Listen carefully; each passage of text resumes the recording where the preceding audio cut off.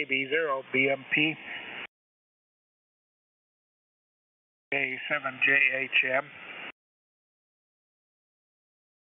K7QEQ, D6ILH,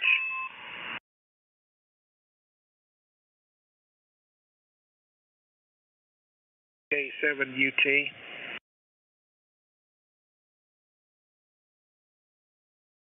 AF7Y. AF7Y here, no traffic. You, Dennis. W6AIL, K7TN,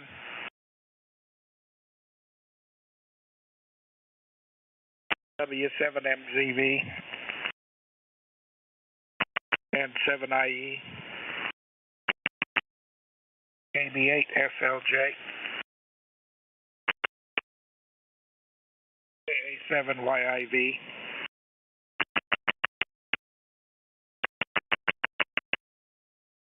N7NKK, W7CMS, W7ARR. Rich, W7ARR. Thank you, Bob. W7EKG. W7EKG, no traffic, Rich. Thank you, Paul. W9LS. W9LS, per ump with no traffic. Good signal, Rich, over. Thank you, Glenn. K7CF. 87NX. 87SR. K6GRD. K6GRD's here, no traffic. Thank you, Richard. N7MZ, or K7MZ. K7GX. K7GX, no traffic, Rich. Thank you, Brian. K7JJJ. W0UUU. W0UUU, no traffic, Rich. Thank you, Bill. N7ERH. N7ERH, no traffic, thank you. Thank you, Ron. NA7M. WA7GFD. Hi, Rich. Hello, net. WA7GFD has no traffic. Thank you, Rich. W6KEG. W6KEG, no traffic. Thank you, Jerry. N5LZ. N5LZ has no traffic. Thank you, Don. AC7EJ and KC7KAB. AC7EJ and KC7KB. Thank you, Linda and Carl. W7IQY. KI6DER. KI6DER, nothing here. Thank you, Tom. N7RVS. Hi, Rich. Everyone on the net, N7RVS, nothing here. Thank you, D. WC7X. KF0LF. KF0LF, remote, no traffic. Thank you, Denny. W7LDS. No traffic, Rich. W7LDS. Thank you, Dennis. W7DKR. W7DKR has no traffic. Thank you, Dave. K7LNJ. KE7QEQ.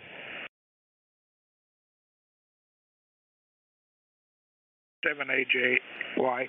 N7AJY, Mesquite, Nevada, no traffic. Thank you. Thank you, Rowan. KZ1B. KE7TBH. No traffic from KE7TBH. Thank you, Jim. KB7YSP. W7DHH.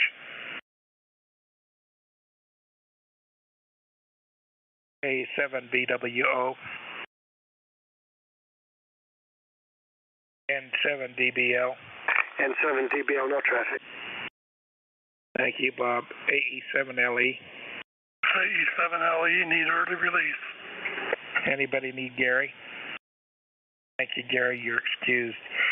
KB0PUN. KA7QJN. N7RXL. Hi, Rich, N7RXL. How's it going? Thank you, grading. KF7JW. KF7JW, no traffic, Rich. Thank you, Jerry. NF7R. KF7QBI. NL7EL. WA7HPZ. W7TGT. KA7FOO.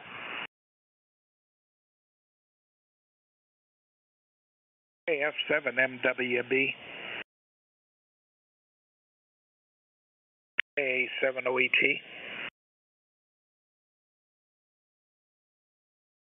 KF7WCP. K6OG.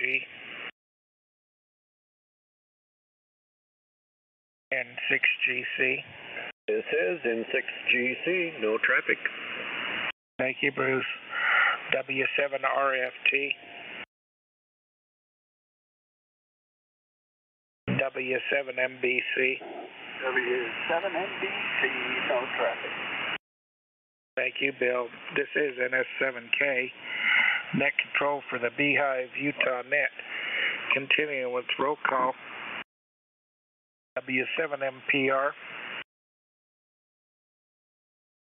K7DHR. AR7KR.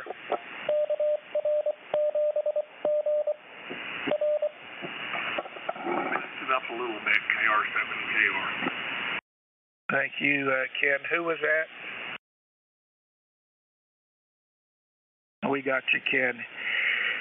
KF7YPP. AB7YZ. AB5XE.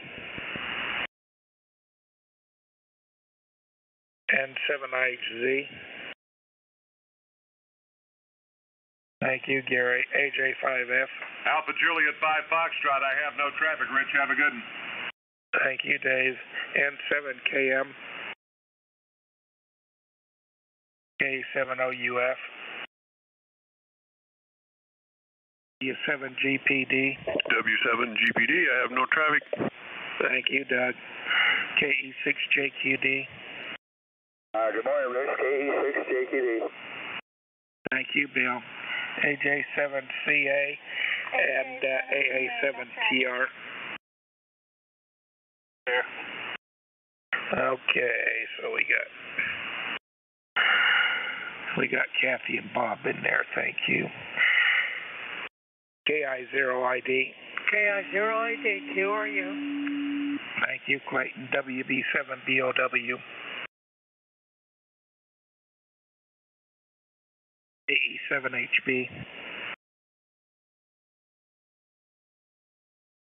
KJ6TL. K8NG.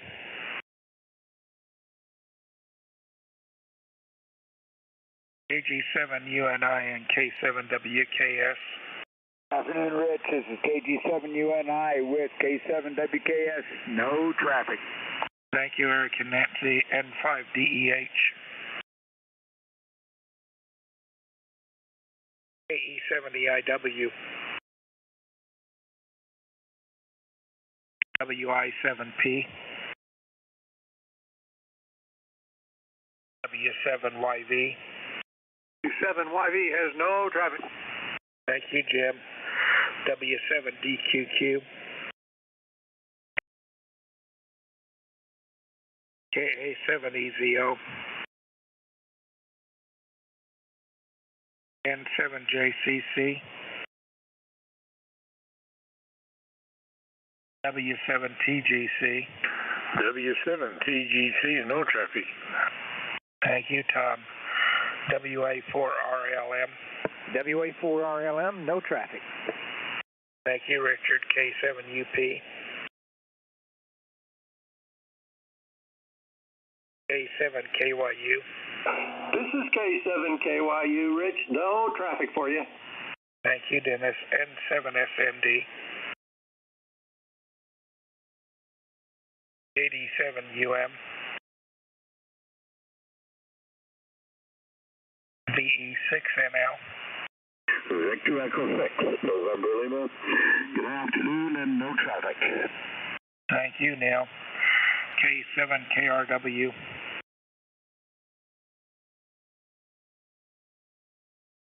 N7AY. KB7OLE. Thank you, at WB7TED. K7XSO. K7XSO, Rich. No traffic. Thank you, Tom. KF7UUM.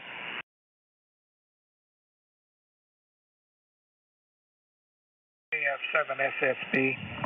KF7SSB, no traffic. Thank you, Scott. KX7X. Kilo X-ray, 7 X-ray. No traffic, Rich. Thank you. Thank you, Drill. KK7DV. KG78ZZ. Good afternoon, Rich. KG78ZZ. No traffic, sir. 73. Thank you, Kevin. KB7QYI.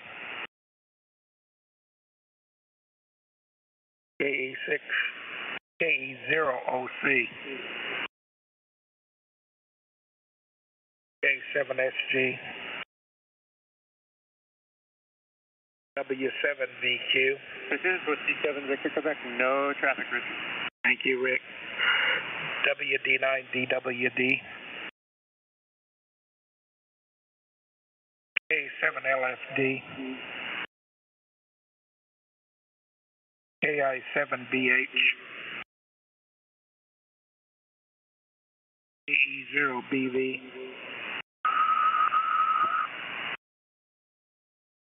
KR7AY. KR7AY, no traffic. Thank you, Ray. K7DLX. Hi there, Rich. K7DLX has no traffic. Thank you, Rick. KJ7AZ.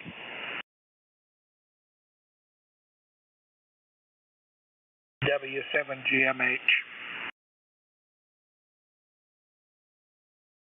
K7RVX.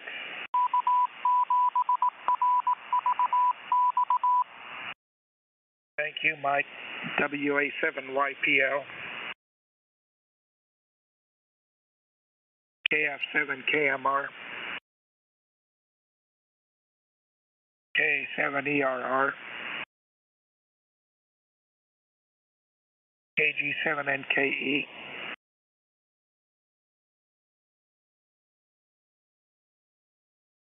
AC7QO. Hey, C7QO, no traffic.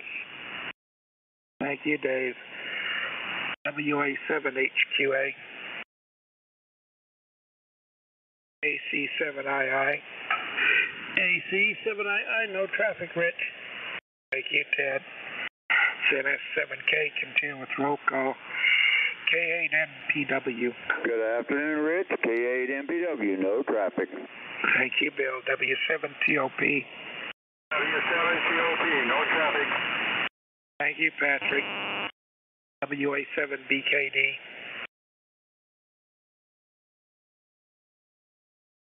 WY7SJM. N1LGQ.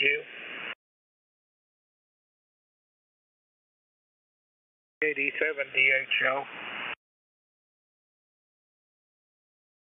WA7MXZ.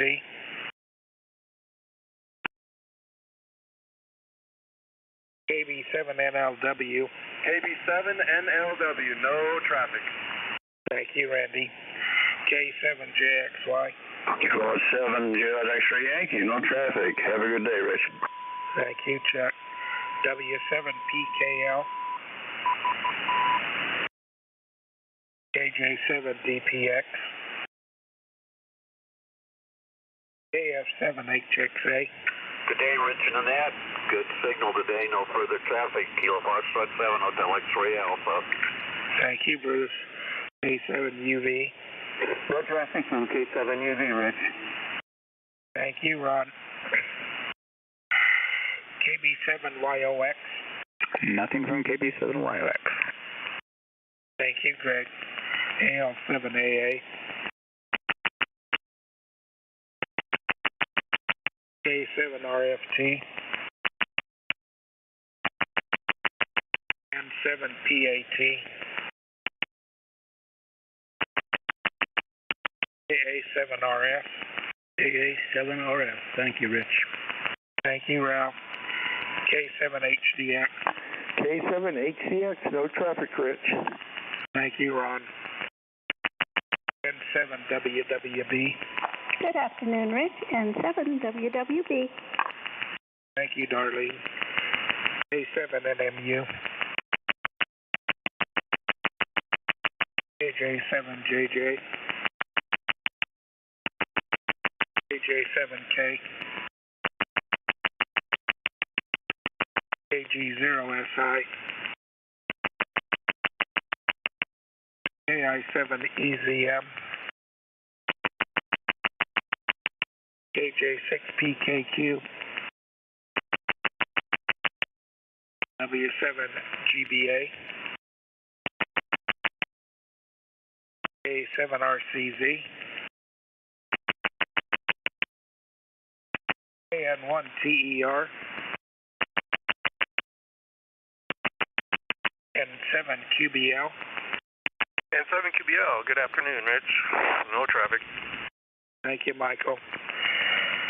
AB7TED. AB7TD, no traffic. Thank you, Tom. This is NS7K net control for the Beehive Utah net. That completes roll call with 95 check-ins. Any station with formal traffic for the net, please check in now, over. W7ARR, Bob, can you put out a call for traffic and get me W7AR4, net control. Anyone holding traffic for the net, please check in now. Would you call number 175 W7GMH? I could have swore I heard him check in. W7GMH, are you there?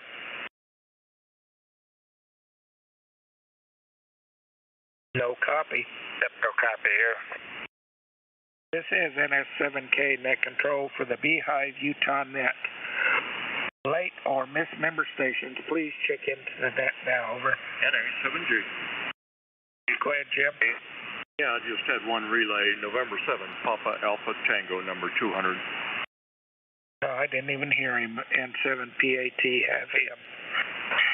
Any other late member check-ins? November 7, Alpha Romeo Echo. Whiskey Charlie 7 X-ray.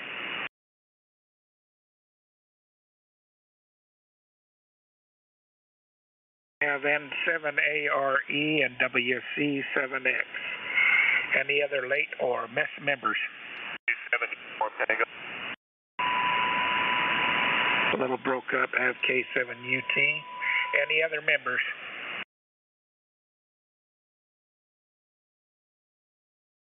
W7ARR, Bob, can you put out a call for members? W7AR4, net control. Hey, late member check-ins, go down for W6AIL, Bob. Hey, Howard. W6AIL. You and Carolyn have a wonderful day, and thanks. You do the same, Bob. Good hearing your voice, my friend. Likewise. Was there another late member, please? Late members. Kilo Japan 7 Sugar and K7 Lima November Juliet. Bob, thank you. K7 LNJ and And KJ7S, thank you, Jim. And guys, any other late members? S7K, W7AR. W7AR and S7K have. W6AIL, AJ7S, and K7LNJ. Thank you. NA7G, Jim, did you have any others? Nope, that was it. Okay, thank you much.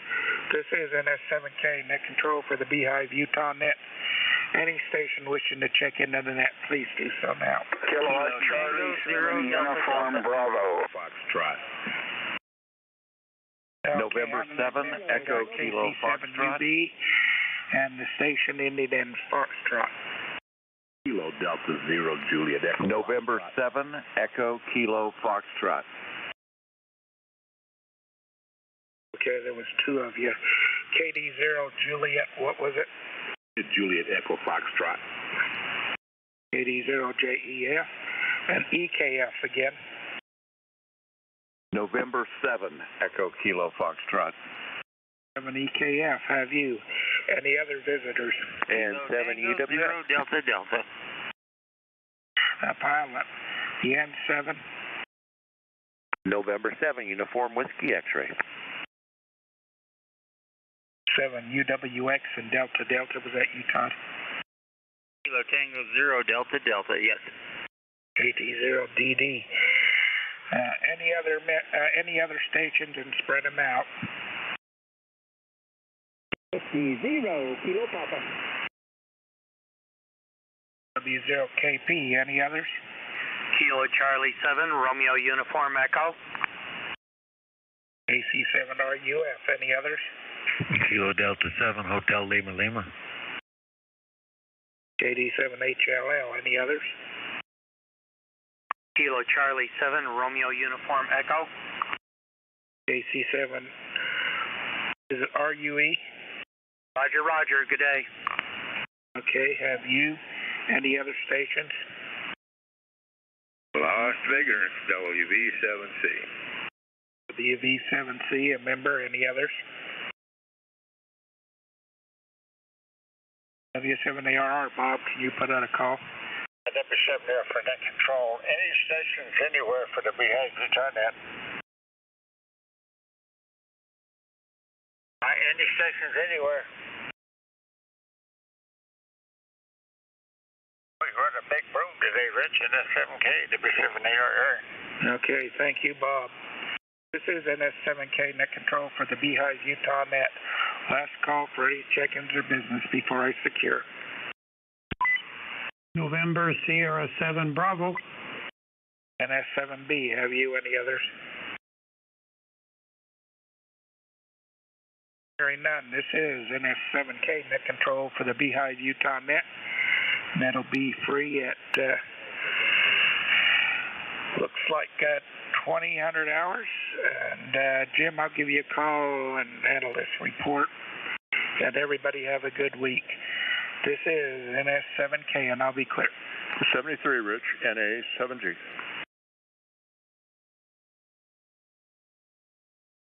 Thanks, Rich.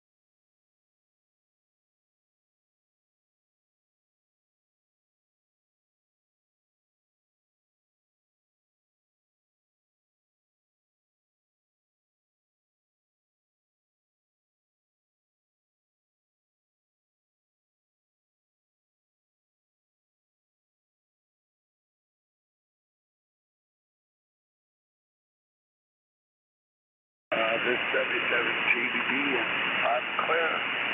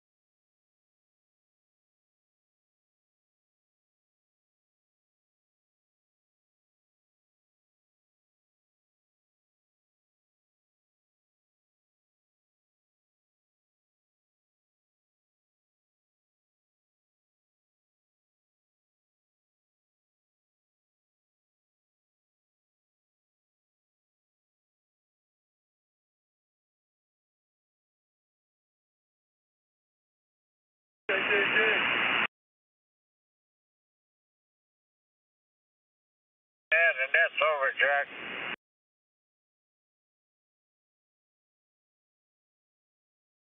A7 JJJ. Yeah, what's going on with you, Jack? The net's over, okay?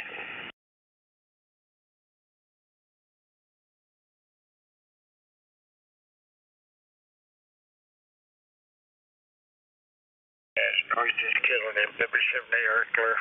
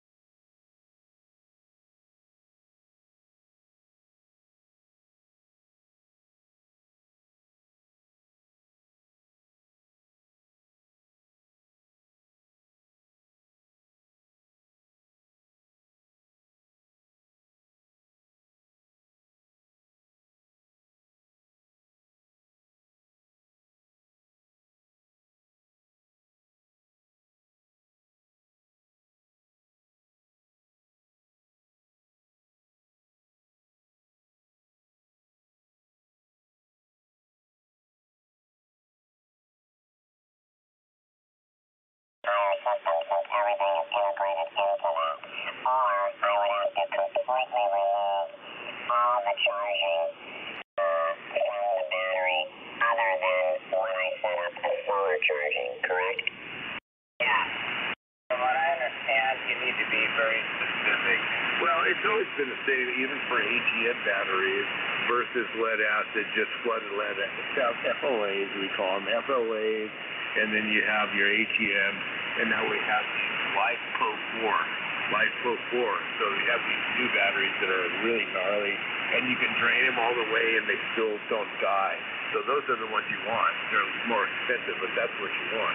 But there's different charging voltages, and what I learned when I got into this whole thing of solar is each battery company has a different charging voltage that they say is a good thing to do. So whatever your charge controller is, you want it to jibe with the actual battery that you have. That's one thing I know.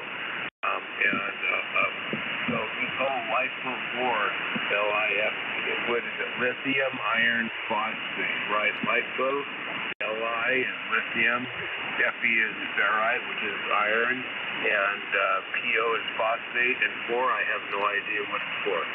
So that was really funny. Anyway, LiFePO4. So I don't know, but I do know that well, I do know what I just told you. Over. Yeah. Second question. Yeah, so it may be a cost exceeds value for me kind of thing, because I haven't been unhappy with the two Group 27 batteries. They run the flat screen TVs all night. The one nice thing about my RV is when I got it, I specifically got everything in 12 volts. In other words, both the flat screen TVs are 12 volts. Everything in it is 12 volt. There's no, I don't use an inverter for anything. The only thing I would ever have to install an inverter for is if I really wanted to fire up the microwave, for what, a couple minutes. And if I really needed to do that, I would just start the generator. I'm not a microwave. I don't cook in the microwave at all, to tell you the truth, when I'm camping. In fact, I have never used it, to tell you the truth. So, except when I'm connected to shore power and using the RV as kind of like an apartment. But anyways, yeah. So that's one nice thing. Everything in the RV, like I said, including the DVD players and the stereos and the TVs, are all 12 volts. So my point is, I'm not unhappy with the two Group 27 standard lead acid batteries. So I have a feeling that it's just more of a headache than I really need, because to really get into it, I think some of those lithium batteries, they get pretty expensive, right? I'm not sure that I would get the return on it that I'm really looking for, rather than just leave everything alone, install the solar, and be happy with it. If I've been happy so far, why dig into it? I guess just somebody had mentioned them, how much better they are, and I was thinking, if I was starting from scratch and I didn't have all that other integrated stuff that's buried under the bed where all the electrical comes together, I would look into it. I wonder, I should probably get out all the paperwork on the RV and see if they have a section in there, or if there's a separate section of paperwork that was included about that whole electrical system, and maybe they even mention it. And I just now thought of that. I can't even believe I've never even looked into that. Over. Well, I have a lot of comments here. When it comes to bothering to do solar or battery backup or doing any of that stuff, it depends on how much you're going to actually use it. So if all your batteries are for and all your solar is for is a backup, and you're hooked up to live 120 volts all the time, or 240 or whatever you're hooked up to, it won't matter. It's like kind of a waste of caring about it, because all it is a backup. But if you live off of it and you have to drain it every day and then you have to charge it every day and all night you have to drain it, well, I would say that the lithium iron phosphate number 4s are the badass ones to do. Okay, they're killer. The AGMs are good, and here's the deal. The deal is, if you overdrain a regular AGM battery or a flooded lead acid battery, if you overdrain that and you drain it past its potential where you're supposed to, you'll kill the battery. You literally kill the battery. So lithium, yeah, they're a lot more expensive, but you can't kill them. They're more bulletproof. So I would say to anybody that's setting up, like somebody who wants to have an off-grid situation, right now I would never say AGMs anymore. Just go get go get the lithium batteries, the LiFePO 4, L-I-F-E, lithium iron phosphate 4. I don't know what the 4 is. And I would say get those over anything else. But if you're only having it for some times, like every once in a while, just get the AGM. Comment. Go ahead. I think the issue might be is that if he's trying to put it into his camper, and he has to make sure it integrates with the other charging options, and lipophosphate is so finicky on how it needs to be very specific that you couldn't very well charge it off your alternator, and you couldn't very well charge it off a shore power because you'd have to change out the converter in the trailer. But if it's a standalone solar system, you have an argument. Bingo. Well, a lot of these LiFePO 4 batteries have charging containers within them. They have this whole system built into the battery, as a matter of fact. And I don't know this to be true or not true. I don't have any of these batteries. I'm about to get one. And so this will be the new frontier of batteries for me. Hey, you just mentioned something that just turned the light bulb on, and I appreciate the comment from the other guy. Maybe the easiest way for me, because the gentleman just nailed my concern, because there's all this integrated stuff, like I said, either when the RV is running, because it's a Class C RV, or like I said, the shore power or the Onan generator. So I have to deal with the already integrated stuff. I wonder if the easiest way would be to intercept it before it gets to the battery. Forget about changing anything else in the rest of it. Intercept it, like you say, Paul, as part of the battery system. The solar charger I've got is flexible. It'll do the type of battery you're talking about. So I wonder if that would be the best way to attack it if I wanted to go with that type of battery system. Well, agreed. Just disconnect the converter from the battery and just let it solely charge off the solar cells. Well, what you want is a really good inverter, charger, transfer switch. You want an inverter, charger, a transfer switch, and you want it to be made to be able to deal with those lithium batteries, and they're making them. If you really read the specs, the lithium batteries seem to like 14.6 volts, and they like 13.8 volts as float. It's not rocket science. It's just having a charge controller that is controllable, and you can actually decide what it's going to do, as opposed to just having one of these cheap kit ones that just kind of does whatever it decides it's going to do. So, anyway, blah, blah, blah. Yeah, and I copied the comment about just disconnecting it from the other unit. That gets into some issues because the RV is used for, on one hand, it's not uncommon for me to boondock in it off-grid for a month or more. But on the other hand, it's not uncommon for me to live in it at my son's house down in Big Pine for, to basically use it as, a camper behind the garage, like an apartment.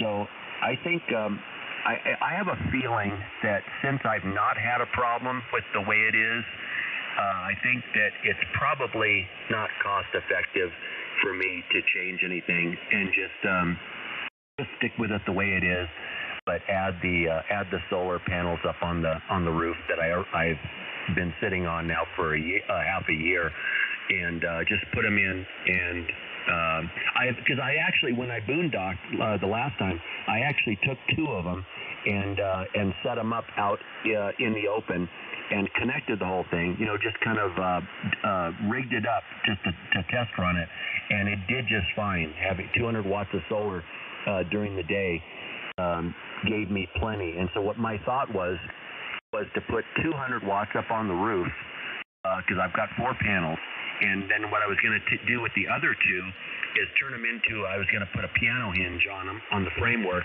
and turn them into a fold-out, a 200-watt fold-out, and run them back to the charge controller at the highest voltage possible, which that charge controller I've got will take 128 volts, so that'll reduce my size of the wire and give me a longer ability to get solar panels out into the sun in case I'm boondocking underneath a bunch of pine trees.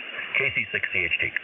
Well, get around that problem between shore power and solar power is you just put a switch in. It's the way we set up my friend's tent trailer. One position obviously charges from the shore power, the other one from the solar panel. But I agree with you. I think your best bet is just to keep it conventional.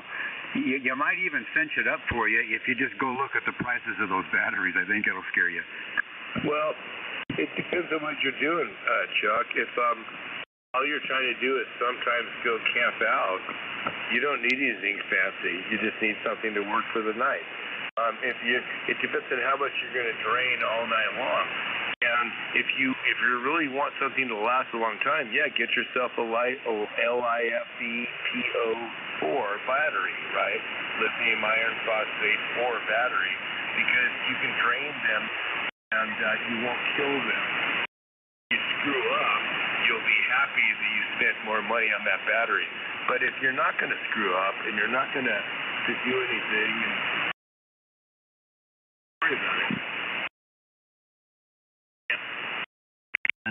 And like I said, even with the 2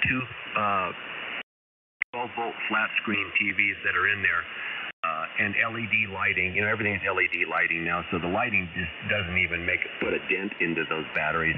But the fact that if the batteries get charged during the day, regardless of how they get charged, I easily make it all night, with lights on and off, or even lights on half the night, and flat screen TV running. And so, I have a feeling, I don't know which one of you said go take a look at the price of the batteries themselves. That may be, that's why I was saying I don't know if there's a cost return thing that I'm not quite seeing yet.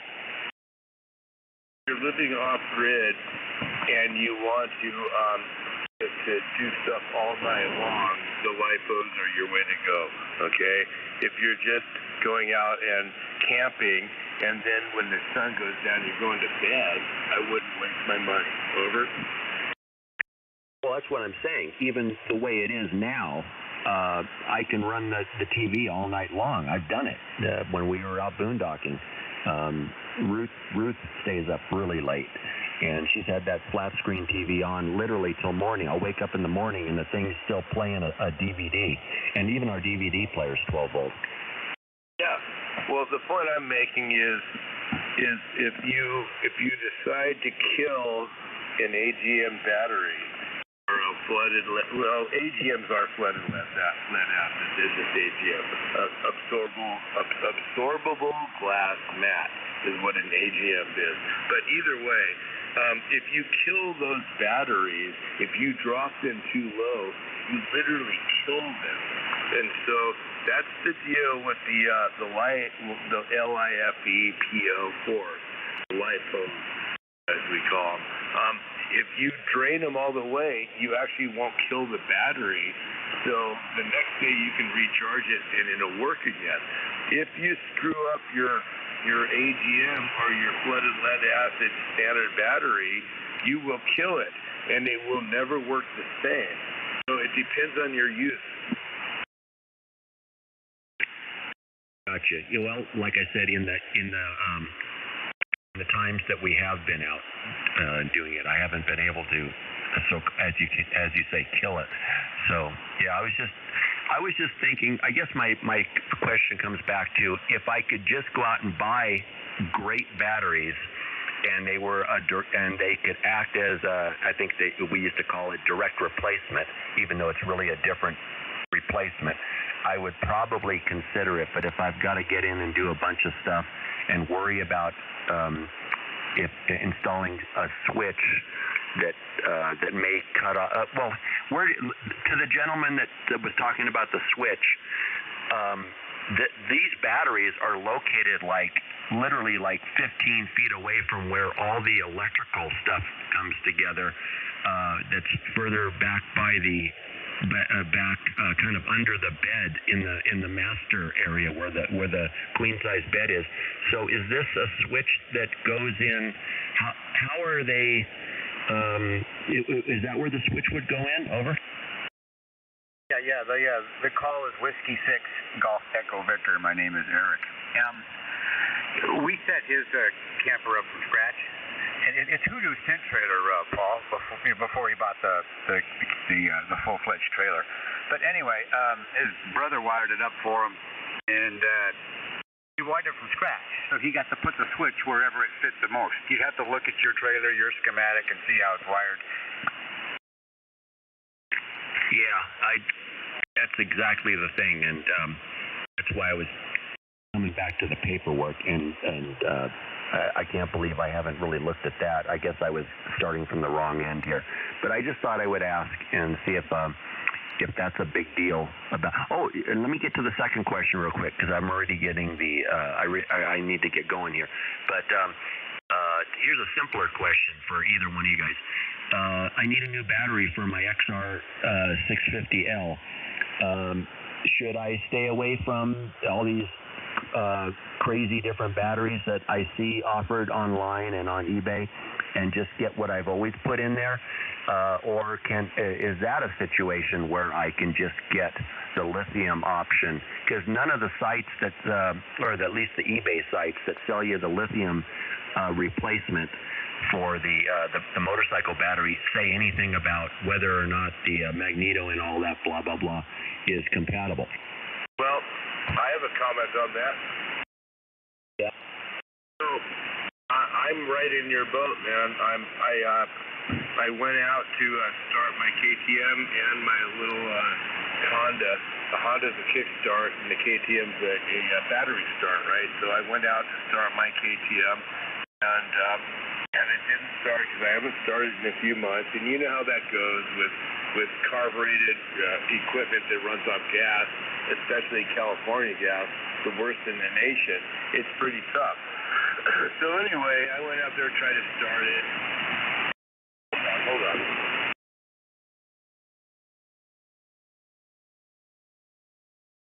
Damn it, I keep kicking my amp off while it's really bumming me out. Anyway, I killed my battery trying to start my KTM. You know, when I every time I'd ride that 500 of mine, when I turn into my block, I'd turn off the gas and make it the rest of the block and into my house and in the back on the carburetor. You know, I keep kicking off my amp. I don't know why, man. Anyway, I guess I'm talking too loud. Anyway, the battery, if you decide to try to start it and it goes and you kill the battery, well, guess what? You just killed the battery. So that's all I was trying to get at. If you want a battery to last, if you get one of those lithium batteries and it goes and you recharge it, it will still work. If you take a regular battery, a flooded lead acid battery, and you kill it and it goes well, you just killed your battery.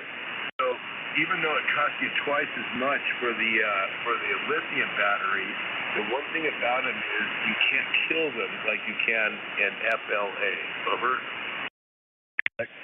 But is the charging system in a Honda XR 650L compatible with a battery like that without modification?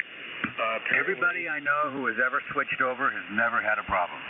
Apparently, they're making lithium ones that are made as direct replacements for everything. Your car, your bike, your everything. Maybe they add another cell that could raise the operating voltage.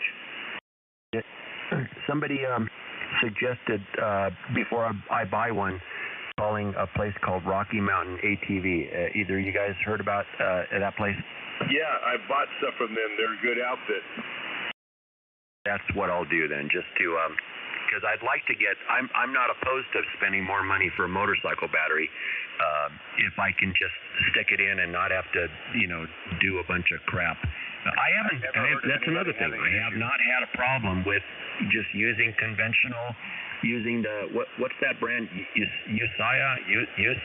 What you know which one I'm talking about, Paul? Yeah, that's the standard brand you buy when you go to just buy a replacement battery. That's usually what you find. When it comes to Rocky Mountain, those guys are a good company. I stand by them. Over. Well, and here's the reason I was even considering it is because I've had good luck with like lithium batteries for like handhelds and stuff, and so I've got a little HF rig and I've got like overnight packs and stuff like that because I do the overnight thing on my motorcycle too, and so I was thinking it'd be really cool to integrate. If I had a better battery, I would bother taking HF with me for those times when I'm camping, like in the mountains or something like that, and I can string up, like a what do you call it? A real easy string up, kind of like a dipole or whatever. I always do that anyways when I'm boondocking in the RV, but even for motorcycle camping.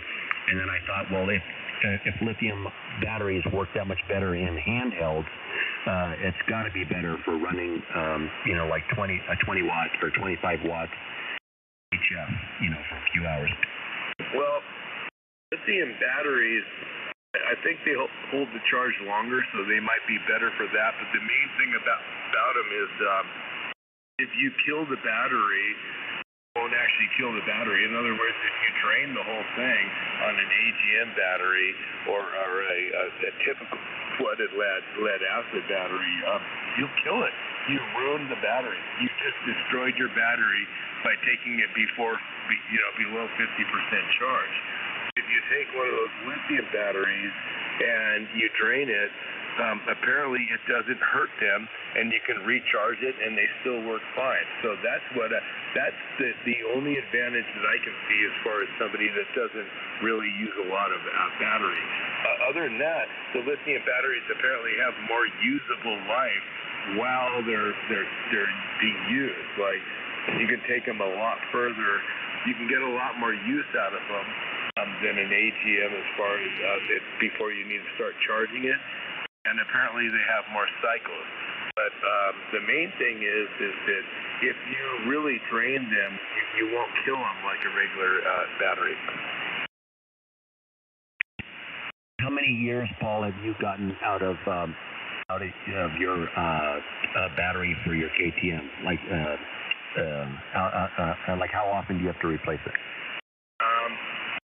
Jesus, man, every 2 years probably, or almost every year because I never charge the damn thing. I'll tell you this, I have a battery in my Ford pickup truck, my 150, my F-150, and I bought it brand new in 2016, and I have the original battery in it, and it's the best battery I've ever had. I've never had one that's lasted as long as I used to kill them in a year or two. So, and it's an AGM battery, so they're improving all the batteries already. Motorcycle and my ATV, my side by side. I just have like the regular one that you buy. I just bought whatever. I don't have a fancy battery in one of those. So in other words, and also I'll say this: I went to start my KTM and I couldn't, and I killed the battery. This weekend, and so I probably have to get a new battery. So, maybe it's time for me to go ahead and get a real battery instead of these pieces of crap. Because at least if I kill the the LiPo, lithium iron phosphate number 4 battery, if I kill it, I won't really kill it. When you kill an AGM or a typical flooded lead acid battery, you actually killed it. Okay, that was a long blah blah blah. Sorry guys, but I'll be quiet now. My wife just brought me a lasagna. Anybody else on their experience with motorcycle battery replacement for value for versus spending a lot of money? I had to buy one every other year or every year because I constantly kill them.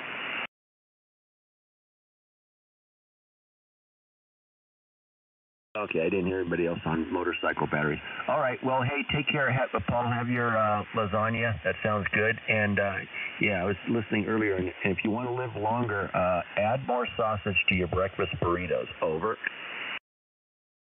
I missed the part about living longer. Say that again. The key to living longer is to have your wife add more sausage content to your breakfast burritos. Oh, you ever have the meat lover's burrito from Jack in the Box? There you go. More sausage. I never had that. Is it any good from Jack in the Box? It's okay. Ask him for the salsa. Don't use the hot sauce. It goes really nice with the salsa. And he might be pleasantly surprised. Well, let me explain something. There's nothing good from Jack in the Box. It's just when you're hungry, it still hits the spot. That sounded like Hank. Is that Hank? I haven't talked to you in forever. This is me, Hank, KI6JL. Yeah, very good. KC6CHT up here north of Bishop. Okay, yeah, I'm not opposed to Jack in the Box, actually, like a lot of people are, but there's actually a few things I actually enjoy there, and I'm still alive, so I didn't get whatever it was that they got that happened to them a couple decades ago. All right, guys, you kids have a good Sunday, and I'm going to get out of here and get the rest of what I got to do going. But thanks for all the input. Oh, you're more than welcome. Yeah, see you, Chuck. Nice to talk to you. It has been a while. You should check in more often. Hey, 6LK. Yeah, we need you here, Chuck.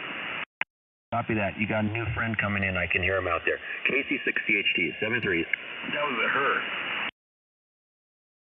Now, last time I checked, that was female. I pushed the MOX button by mistake. Sorry about that. Well, I just said you have a new friend coming in. Okay, see you guys later. See you, Chuck. I just finished lunch and just sitting here enjoying the radio. Actually, about 85 outside. Wow. It was 20 degrees this morning. Well, the air is still, in the backyard. And the sun is warm. And I couldn't believe it. The mama said 85. It is not in the sun, so wow. What, no rainbows or unicorns? I hope I don't see any more unicorns. At least not yet today. I think we're up to about 50 degrees here.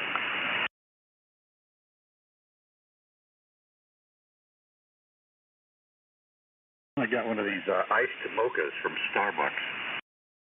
Ew. Oh, okay, it tastes good. Starbucks coffee does not taste good, and I don't think it has any natural ingredients in it except perhaps for the coffee itself. Here we go. Well, Starbucks coffee is, well, let's face it, Starbucks is the most liberal company on the planet. So if you don't like them, I don't blame you. But their coffee's okay. It's all right, but it's a little strong. Well, actually, I think Amazon is probably more west than Starbucks. I like strong coffee. I haven't had coffee for almost 2 years. Well, I haven't had coffee for almost a month.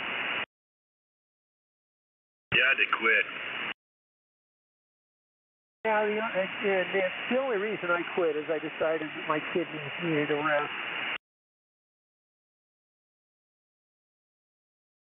The iced coffee I talked about, you can buy a quart of Starbucks mocha coffee already made, and you can put a quart of it in the refrigerator. I have too much natural hyperactivity to have any more caffeine in my life. And I realized that a couple years ago when I'd have a cup of coffee and then like an hour or two later my hands would be shaking. Like, Jesus, this stuff's really messing me up. So I stopped. I noticed that the shakes went away. Well, okay, people have different reactions to caffeine, I guess. It's me wired, and I get busy and active. Anyhow, you pour yourself a glass of this with some crushed ice in there, and you have some whipping cream, and you put that in there. And after an 8-ounce glass of that, you're set to go. Well, I miss waking up and having my cup of coffee. I just can't have it. I know. That's too bad. Some people. What about caffeine-free coffee? What's the point of having it?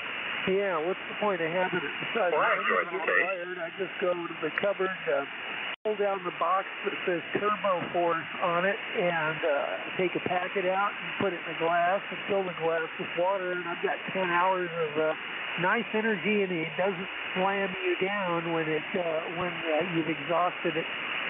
I just like the taste of coffee. Wait, hold on, Sue. A turbo juice? No, it's called Turbo Force. You're cutting out again. Something's happening. Yeah, let's see. Okay, anyway, it's called Turbo Force. Oh, Turbo Force. All right, I'll check it out. Some people that are hyperactive, Paul, a little bit of caffeine does the opposite than it does in normal people. It slows them down. Yeah, adult Adderall, sort of, kind of. Yeah, kind of like Ritalin, but it doesn't do that to me. I guess I'm not hyper enough, man, because caffeine just was screwing me up big time. Ritalin only works on pre-adolescents. Yeah, it wires them when they're post-adolescent. Adderall is what they give adults. Yeah, they get wires when they're post-adolescent. Speaking of getting wired, Paul, did you get that little blurb on that grounding confusion I sent you? I did, Ken. I appreciate it, and I want to tell you something. I knew every single thing that it said. I was highly aware of every single point. Okay, good. That's the electrician I am. Well, good. A lot of people aren't even close to having a clue about what they're trying to say. Good for you. Well, I know what a 4-wire and a 3-wire home run is, and why you don't want a 4-wire, why you don't want a 3-wire home run, and the ground path, and all that stuff. I've given a lot of thought to it, but I appreciate it, and I read the entire thing, and I meant to tell you, I actually knew all of it. Well, good. Good for you. Yeah, I guess that's why people pay me. Yeah, well, you're a professional. Don't say that too loud. Anyhow, everybody's loud and clear. They pay me a lot of money to know stuff, and so I better know it.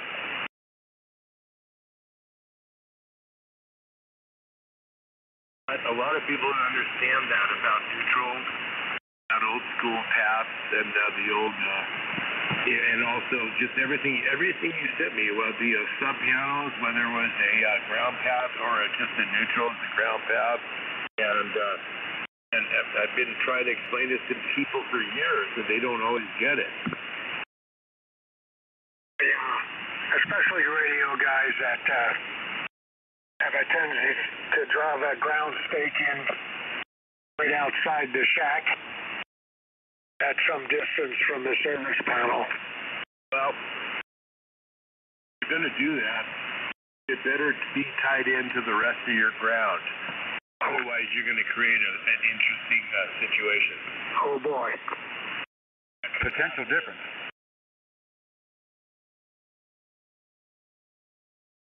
A ground ground rods, people don't realize two different ground rods not properly tied together can become capacitors. Of course. Not to mention the fact, and I bet the article mentions this, if you don't have the grounds all tied together, you end up with potential differences, and the next thing you know, you put your hand on your radio and your lip touches, or you got your hand on one piece of gear and your lip touches the microphone and it'll bite you. Yep. I think you're better off if you're going to put a supplemental if you want a ground, put a supplemental ground rod in, but go ahead and have it tied into everything, man. Otherwise, I think you're better off not having any supplemental ground. I would agree. Not to mention the fact, if you think you're going to get a good ground on 10 meters or 6 meters or even 20 meters with a good RF ground with that stake outside the house, you better look at what fraction of a wavelength your ground strap is because that's going to play into it. And if you've got I've seen TV installations where the guy's got a ground rod outside and there's 8 feet of ground wire connecting it up. It's basically a quarter wave and it's like having no ground at all. Well, yeah, a quarter wave at basically 10 meters or, it's basically CB or 10 meters, yeah. I get that. I actually get that. A lot of people don't get it, and I'm not the smartest guy in the world, but I get it. Actually, I might be one of the smartest guys in the world, as a matter of fact. Now that I think about it. I wouldn't go that far. All right, well, I'm one of the smartest people on this frequency. Hey, what happens, Paul, if you run a conventional battery too far down? You kill it. Yeah, I already told you that. You're messing with me now.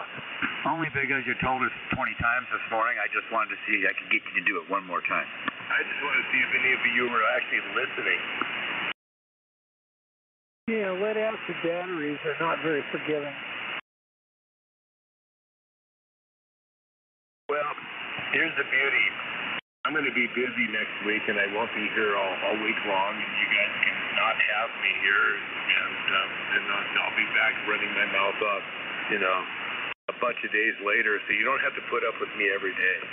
I'm going to take a little vacation, but the problem is you're going to go with us, so I'm screwed. Where are we going? Aren't you going to Cuddyback? Oh, yeah, you bet. There you go. See my problem? Well, it's not a problem. You'll love me. I always do, Paul. Hey, listen, I'm an ambassador of goodwill.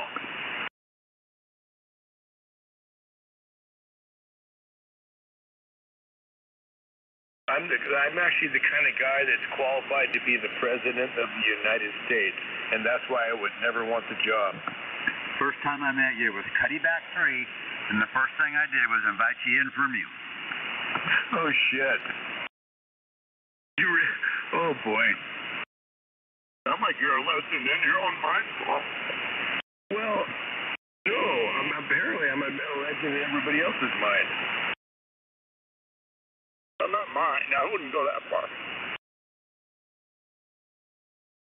Look, I've been a ham for a long time, and there's a bunch of things that come with that, over. Oh, I realize that. There's also a lot of things that come with age. Yeah, well. Forgetfulness. Hey, Bill, I'm working on getting old, too. 1 year at a time. Ways to go. You're still a kid.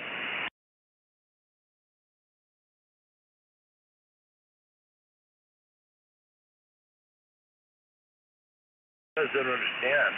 I may only be 57, but it's an old 57. Right. Well, you guys are wearing me out. Well, I was 57 9 years ago. Yeah, there you go. And here you are. Oh, yeah, and because no matter where I go, there I am. Yeah, but you're still living. Right on, Sue.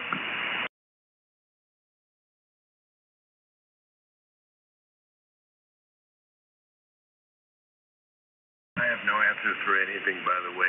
Even though I act like it and I act all pompous and all this crap, I have no idea what the hell is going on in life. What we're supposed to do and where we're supposed to go.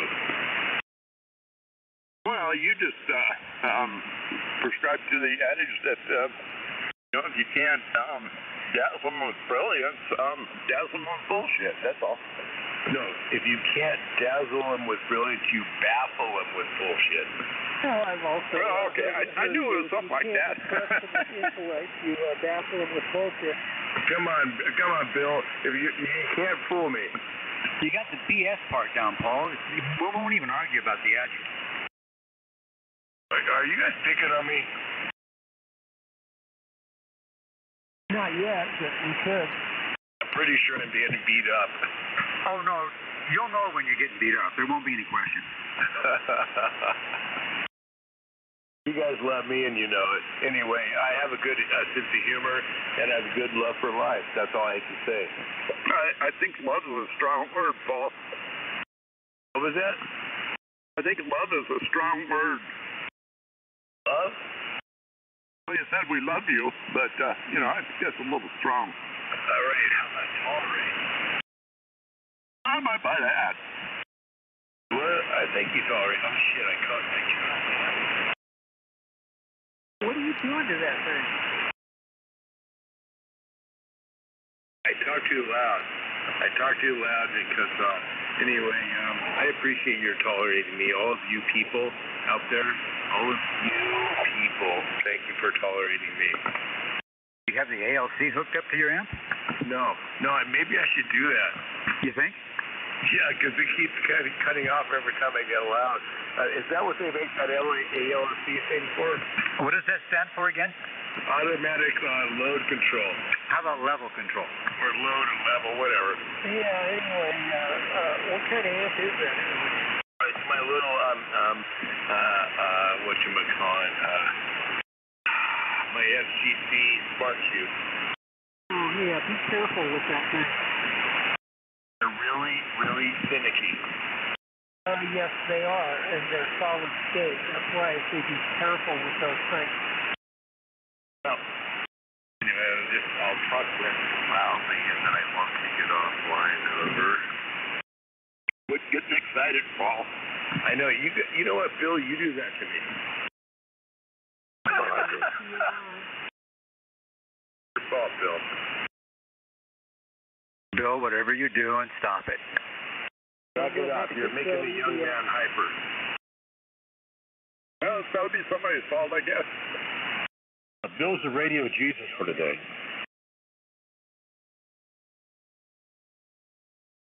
Radio Jesus? Well, right, you get to take the blame for all of our sins. Actually young compared to you guys, it turns out.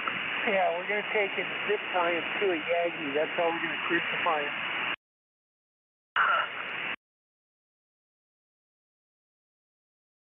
There you go. Back in my professional life, a bunch of guys would stand around arguing about, who took this, who got that, where did this go, stuff like that. And we were standing there wasting time doing it. And I looked at all of them and I said, look, from now on, just assume that Bill did it. And move on. Everything's your fault?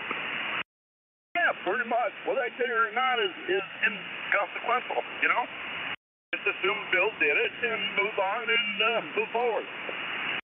I'm a little confused because I thought it was always my fault. Means he's results motivated.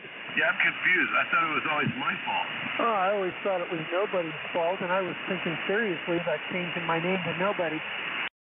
Nobody's been around for years, but I've never met him.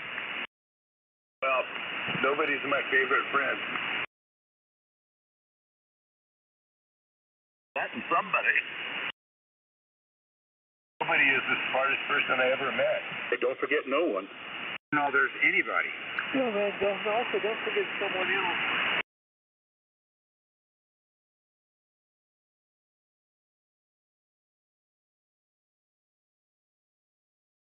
Oh, I got the cat off my lap. I can go get some water. Ask yourself there if you got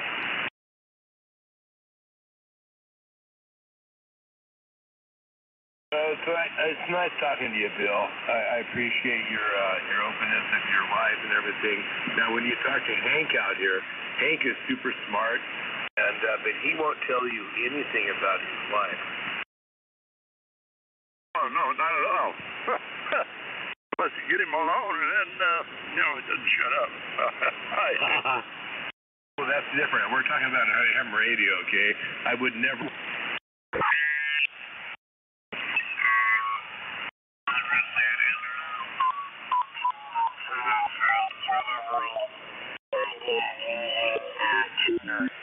Which actually, as you know, will match the coax to the rig. It doesn't do anything about matching the coax to the antenna. Well, what does that matter? Well, it matters only in the sense that you would possibly have some standing waves on the coax or the feed line. And well, I still get out, what are you talking about? Okay, so, you get into this kind of, I don't want to start no war or anything like that, but I just simply believe that the idea is to try to get the feed line to match the antenna, and then to get the feed line to come in and match the rig. And the rigs are designed to, do 50 to 100 ohms, something like that, and they'll have a tuner in them now. And they'll match probably, I don't know, maybe 500 ohms, something like that, maybe down to 20. And that's all fine. That's all good. But also I run a 4-square, 40-meter vertical phased array. Now that will come in nicely in the evenings when the band starts going long. It really, really makes a difference. I'm telling you, I can go from like an S9, maybe back on the East Coast, to virtually like an S1 to 0, and I can't even be heard when I change directions. Go ahead. Well, Dave, everything you said is not even based on belief. I mean, it's just pure physics and fact. So you can't argue with anything you say. It's just all based on math and physics. So. However, my delta loop up there, had it with the 400 ohm pin lead to a 4-to-1 balun, and then from the balun coax into the radio. And so definitely not a resonant antenna on any band. Used a tuner and could work all the bands from 10 to 160.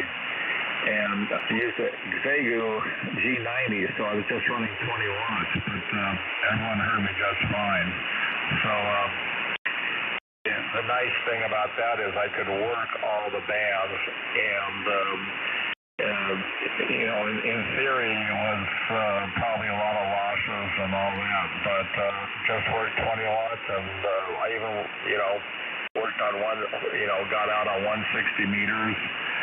On CW, I'd work all over the United States. Now, one thing I noticed about 160, though, most of the guys like using amplifiers. So with 20 watts, nearby they could hear me, 300 and 400 miles. But they're all running a lot of power, it looks like, on 160.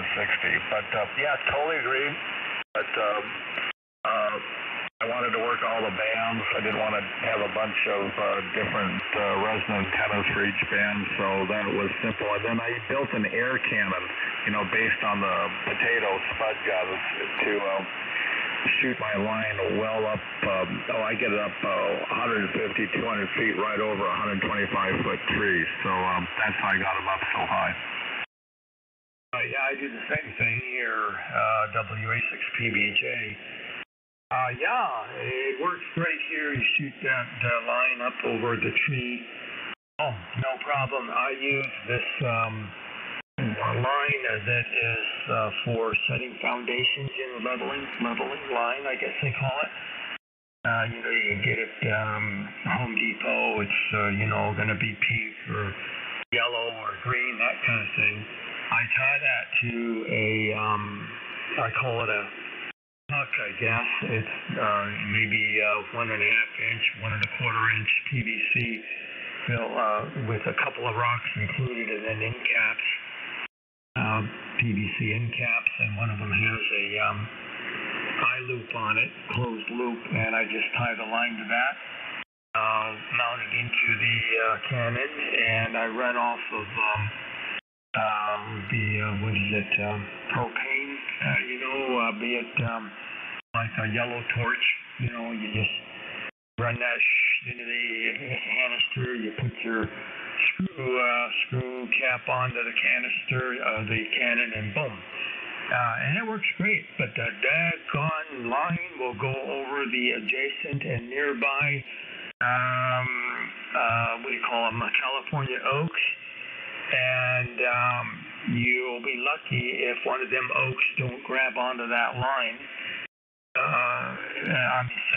Because remember, you got to get at that line to pull your wire up over the trees, and it's not happening. So what I did here is, when my tree climbers were here to cut back the property for clearance, for hazardous clearance, for fire, I had them cut me a sort of a swath between any pine tree that's up on the top of my hill. Comes on down, and then I have a couple of pines local to the house. So now I have a path that would support a wire if I wanted to, or a hanging line from which I could hang inverted V's. It'd be, I'd call it a hanging line, rope. I now have that, so I don't have this issue of trees grabbing my line that I shoot over.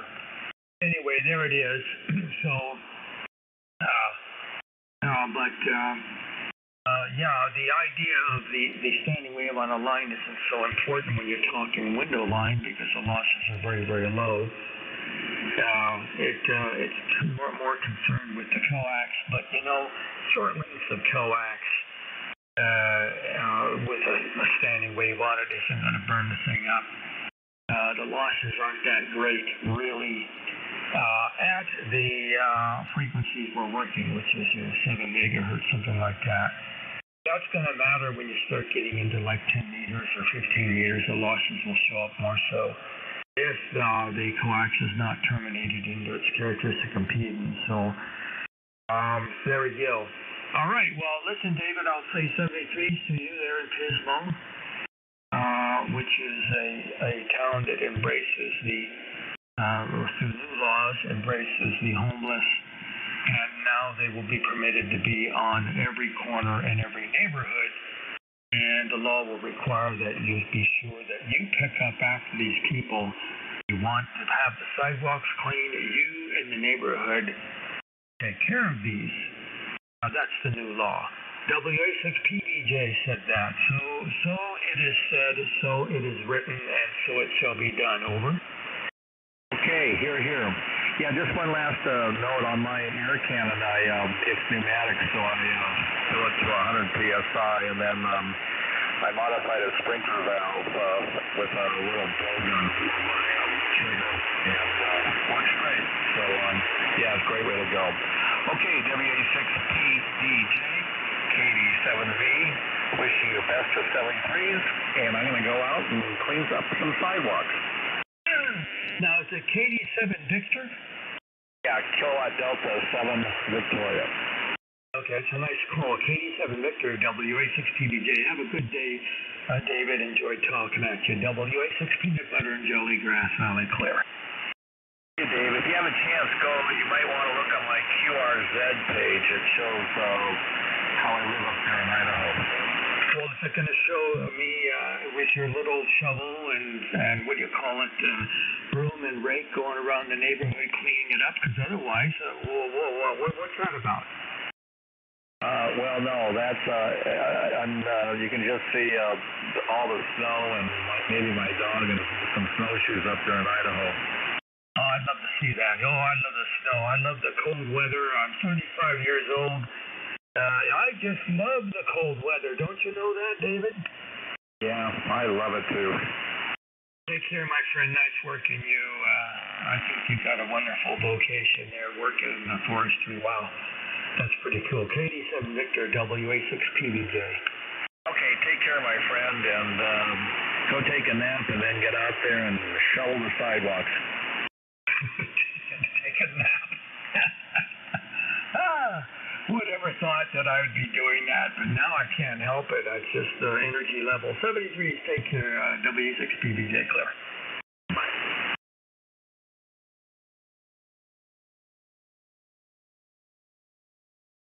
ABH, you're sounding good out here in the Grass Valley. I'm going to say 73 to you.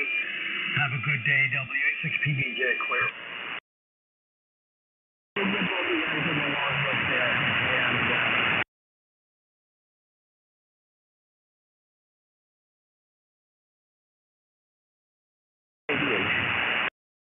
Hey, RJ or JR, we'll see you later.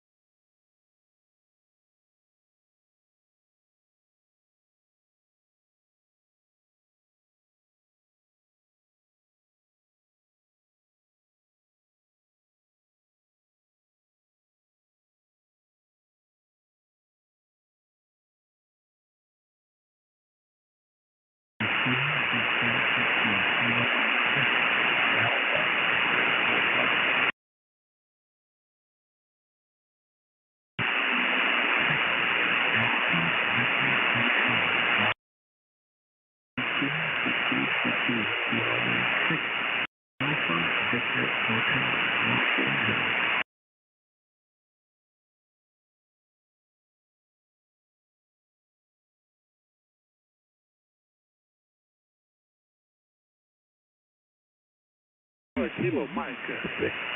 Alpha Victor Hotel there in Los Angeles. 0, Foxtrot.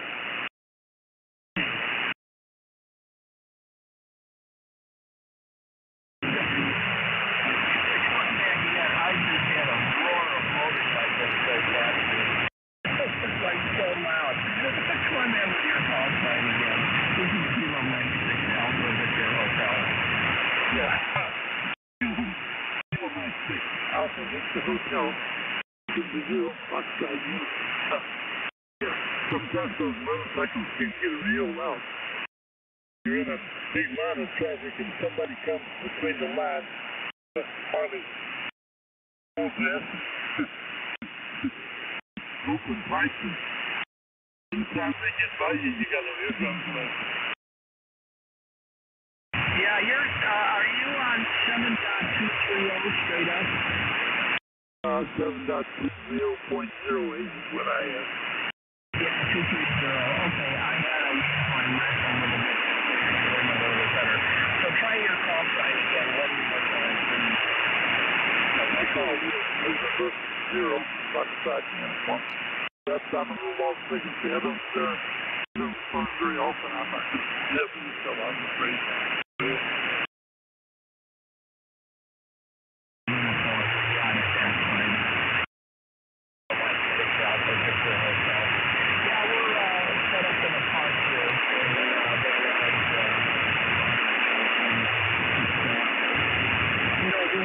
Unofficial parts on the air. Okay, real good. Well, you took him in, and 057 and call again in November 0 Foxtrot uniform. PTH is Vista, California. What's the date number? There you go.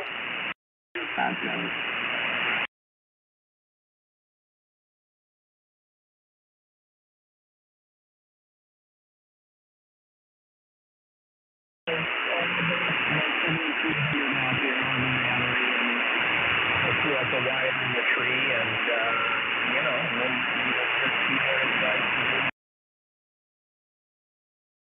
This is the second time at this particular park, and I've had a lot of really good luck here. Yeah, well, you're listening to 7300 also. I got an amplifier hanging on one end of my house.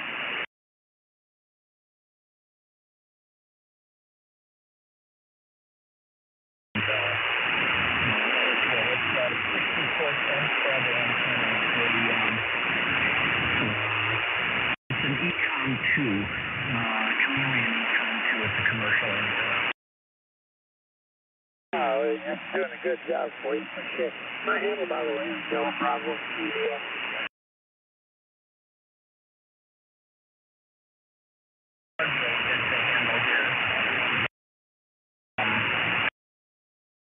Good. Where did you say you were located?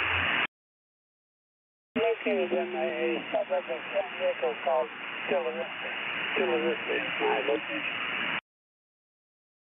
Oh yeah, Chula Vista. Okay, yeah. All right. So you're up on the ground wave is like just a little bit, maybe not.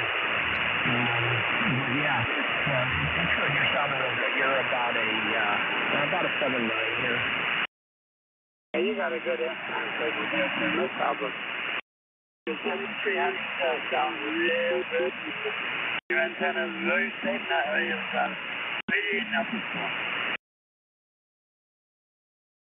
Yeah, and the antenna is so good that I actually bought another one and put it up permanently at the house, and I've had real good luck with it. It tunes everything with the internal tune on the 7300, so I do not need to come up over with it. Oh, that's real neat. Well, I'm running A33 mostly. It's up about 50 feet and got 40 meter traps in it, so I can use it here on 40 meters too. Oh, I have a lot of space in it.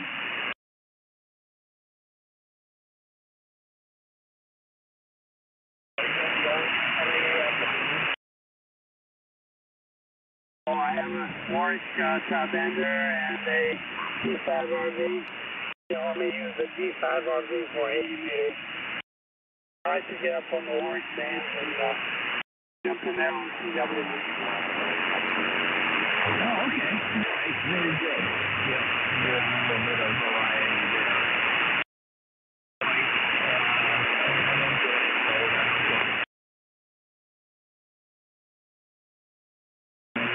Decode it, and I can't encode it. I tried, and it was like, okay, yeah. That's what kept me from getting an amateur license for many years, but as soon as they dropped it, and somebody told me, and I said, no, you really should do it. And I got back and did it again. Oh, well, in 1948, I joined the Navy, RJ.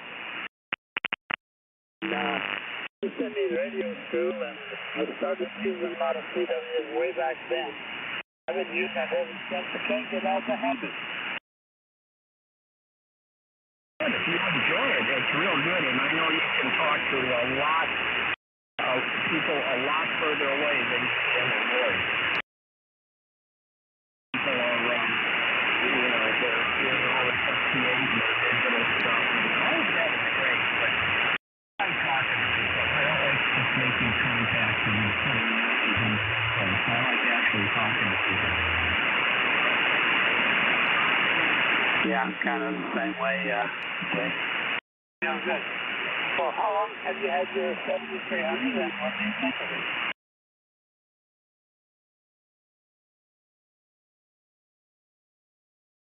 Just got February 3rd.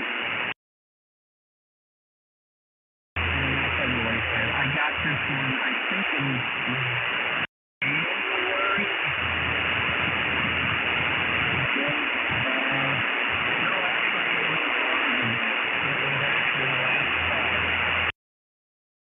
From a silent C. And my original one I had since 2019.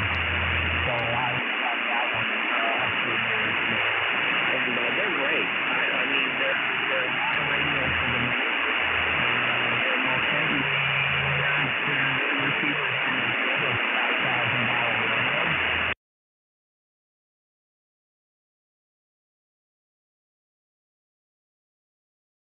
Yeah, well, you got it right on the head there. Well, 92 years old, RJ, and been around for about 55 years or thereabouts. I used a lot of very types of radios. I had a Collins S-Line and started out with a Collins S-Line up to every radio there in Los Angeles, as you know. And it's all looked stable. And I said, now, give me a TS-20. I went from there with I had almost every capability. Yeah, well, through the years, it sounds like you had a lot of tubes to keep you warm at night. So, yeah. Never had. No, I take that back. I had a tube CD set. In fact, I still have it. But I don't think the tubes are very good in it. And I'd have to go find new tubes for it to work right. And I don't know if I want to put the money in. You know, it's pretty good. You got a 7300, it's a Rocky that CBA. Somebody was just telling me I can cut a diode out and turn it into a CD set. Well, I don't know if I want to do that or not. You know, this radio I'm sure is out of warranty. And so is mine. And I've got a very fine soldering pencil and a soldering sucker, so I solder sucker probably could pull it out without a problem. Your 7300's got a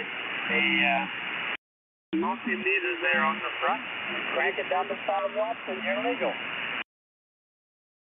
Yeah, exactly. You know, it's really strange. I was having a problem with my antenna, so I took my analyzer out, and I went through the steps, and the antenna is okay, and just for giggles, I tuned my analyzer down to the center channel, channel 20, on TV, and I looked at the antenna on channel 20. It's like 1.5 to 1. So I dug out my CB set and I hooked it up to the SWR, the shack SWR meter and power meter. And sure enough, it puts out about 3.5 watts, 25 all the way across the band. So this long wire ham antenna is actually resonant, and I can use it with my CB set without blowing it up. There you go. Mighty fine. Well, I'm keeping you from your talks on the air, so I'll maybe shut my mouth and let you go do it. All righty, very good. Good talking to you, and we'll get you in the QRZ logbook here. And you just keep on radioing. You're doing really good. We'll talk to you soon. Kilo Mike 6, Alpha Victor Hotel from Los Angeles, California. Okay, RJ. The pleasure's been mine. Have a good one. We'll look forward to doing it again soon. Make lots of contacts and have lots of fun. Kilo Mike 6 Alpha Victor Hotel there in Los Angeles. Over to 0 Foxtrot Union. I'm with you. 7:30, RJ.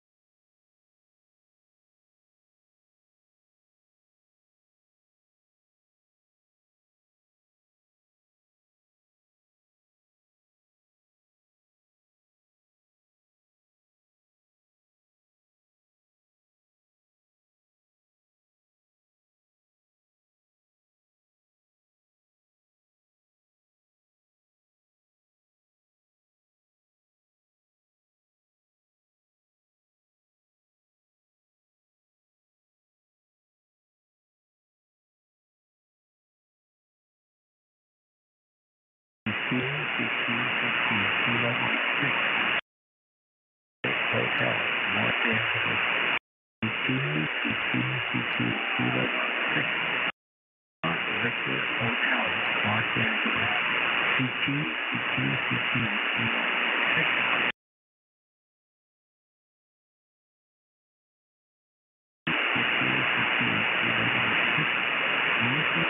Angeles.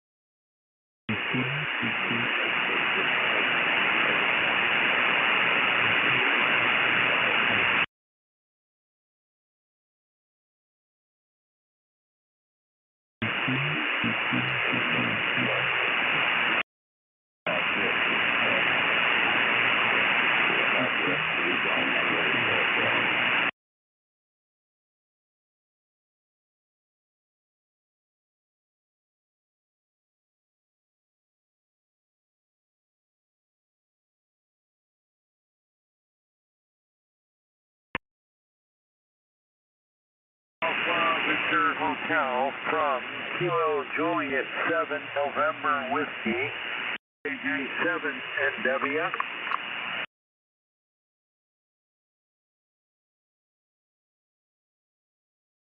Juliet 7 November Whiskey, if I got that correct.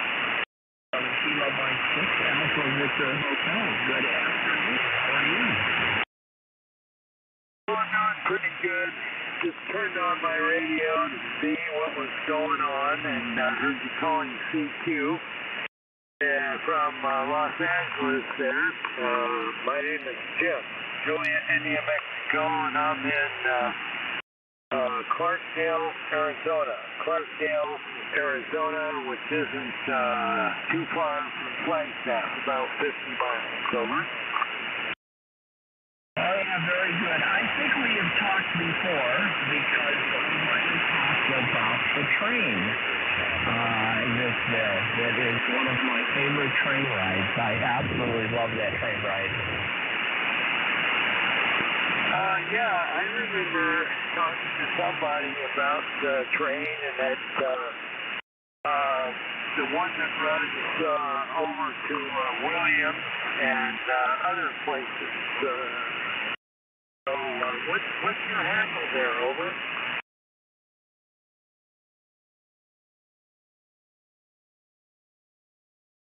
About the Valley Money train, I think, is the one. Go to Williams. It goes to another little town and then it stops. It's about a 4-hour train ride and it's really, really nice. Yeah, Roger. That's, the Verde Valley. And the depot for that is also in Clarkdale, but it's on the other side of town. And I used to live over there. They had this old building, and they had some apartments in it. Now they've converted it to one of these vacation hotels. You know, people actually come and stay for 2 or 3 days. Yeah, okay, I thought we were, because I said Flagstaff, I was thinking that must have been that one. I didn't remember actually talking. I kind of remember the conversation, but because I don't talk to that many people about railroads, RJ. Anyway, what part of Los Angeles are you in? I used to live down in Fallbrook, California. And before that, before I went in the Army, and my family and I lived in Carlsbad, California. Over. Right, very good. I am in the Sentinel Valley. I am in Van Nuys.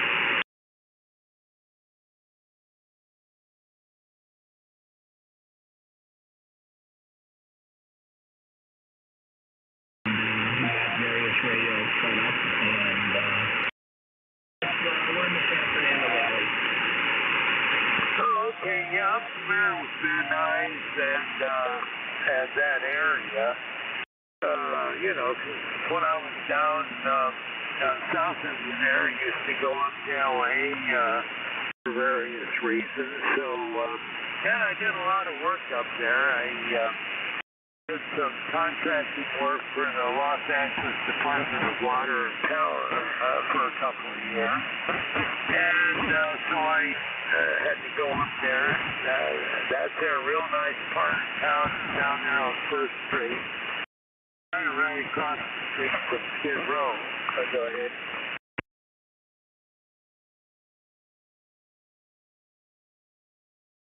Oh, it was in the 80s. It was before 90. I know that. I'm just trying to think. Actually, it was probably about 84 or 85. I was doing work for LADWP, but actually I was working out in Atalanta, working out in Adelanto. We were working on a center station to convert the AC power back to convert DC power that is coming from Kettle Mountain, Utah to AC.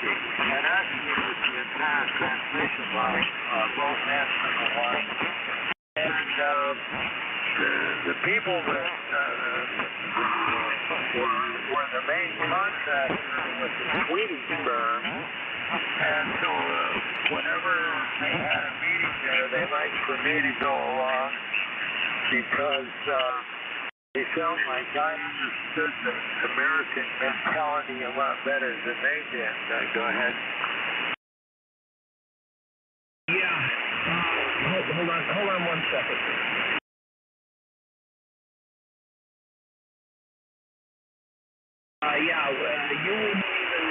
You wouldn't even recognize downtown LA now.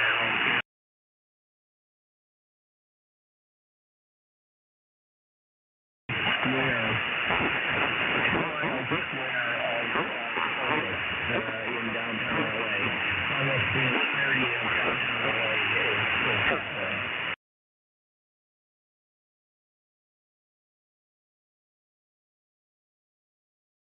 Yeah, I was, you know, the Department of Water and Power still has their headquarters there, and it really wasn't that great. You know, I tried to get there as early as possible so I could get in their parking lot, not have to park across the street. Because, you know, the trip from the external parking lot to get to the headquarters there, you know, there'd be 2 or 3 people, and it was only, you know, like maybe a block. 2 or 3 people hit me up for money.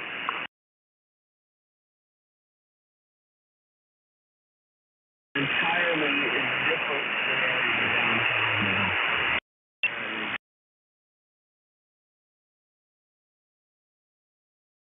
The homeless situation that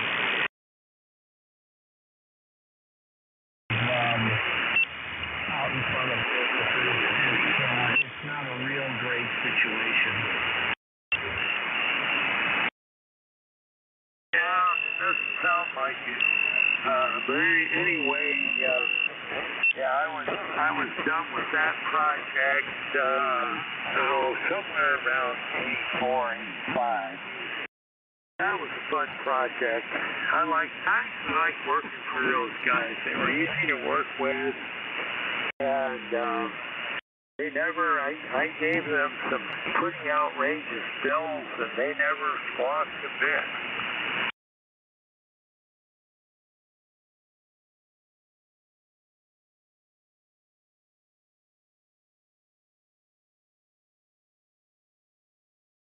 Here, so I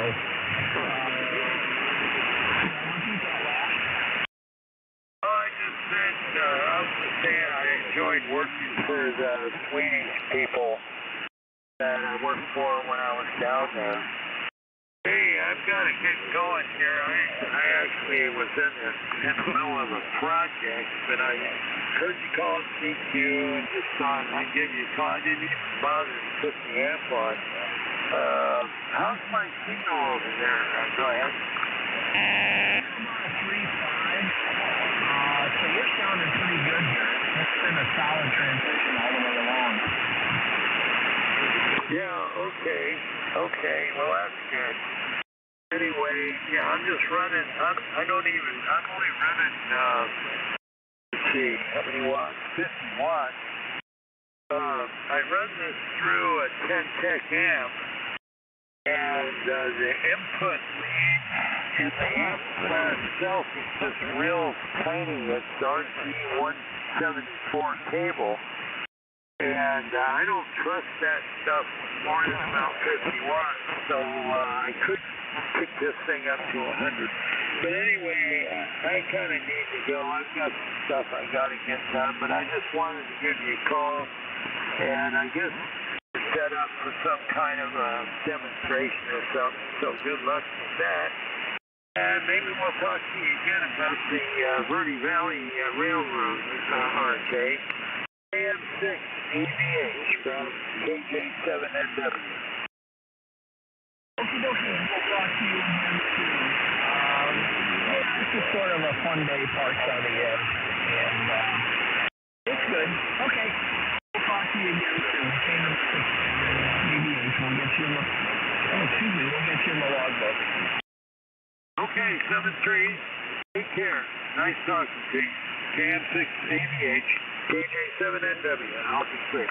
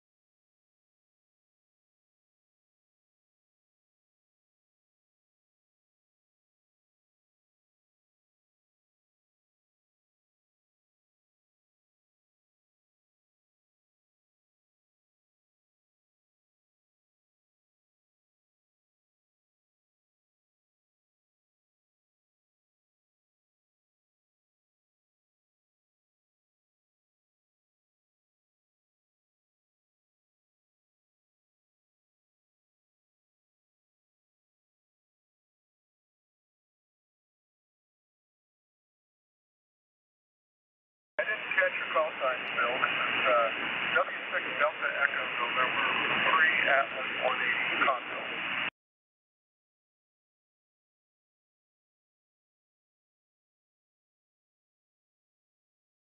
I didn't use your name.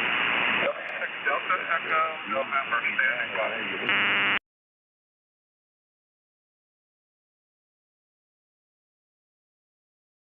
Station, come back again to Kilo Mike 6 Alpha Victor Hotel. Yeah, Kilo Mike 6 Alpha Victor Hotel, W6. Yeah, is this Bill? No, it's RJ in Los Angeles. Oh, okay. I was looking for Bill. I didn't quite catch his call. We were chatting on the West Coast Swap Net. Downtown. What was your call sign? Whiskey 6 Delta Echo November. Okay. Whiskey 6 Delta Echo November. How are you this afternoon? Harbor, so a little east of Sacramento. Yeah, well, it's put up we got the radio and the antenna up in the tree. And so, yeah, so we're just having a good time out here. Okay, you're a little light, but you're not quite making it right at the moment. I'm going to look for that station that I'm supposed to hook up with, so I'm going to say 7 W6CES. All right, very good. We'll let you go then. We'll get you in the logbook. Good talking to you. And I'll let you have the channel here. I can move on to another channel to look around. It's not a problem. Okay, Kilo Mike 6 Alpha with your hotel.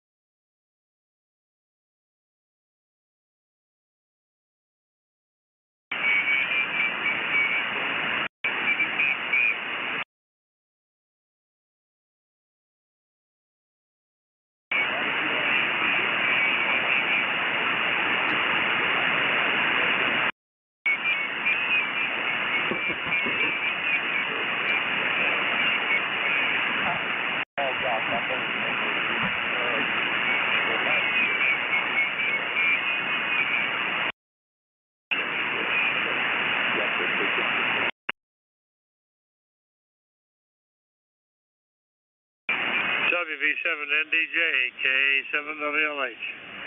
Yeah, that's better. No problem copying at all now. Boy, another one, he was putting, whoever was on there was putting that out a heck of a signal. It was blocking you out almost totally. I couldn't even hardly hear you.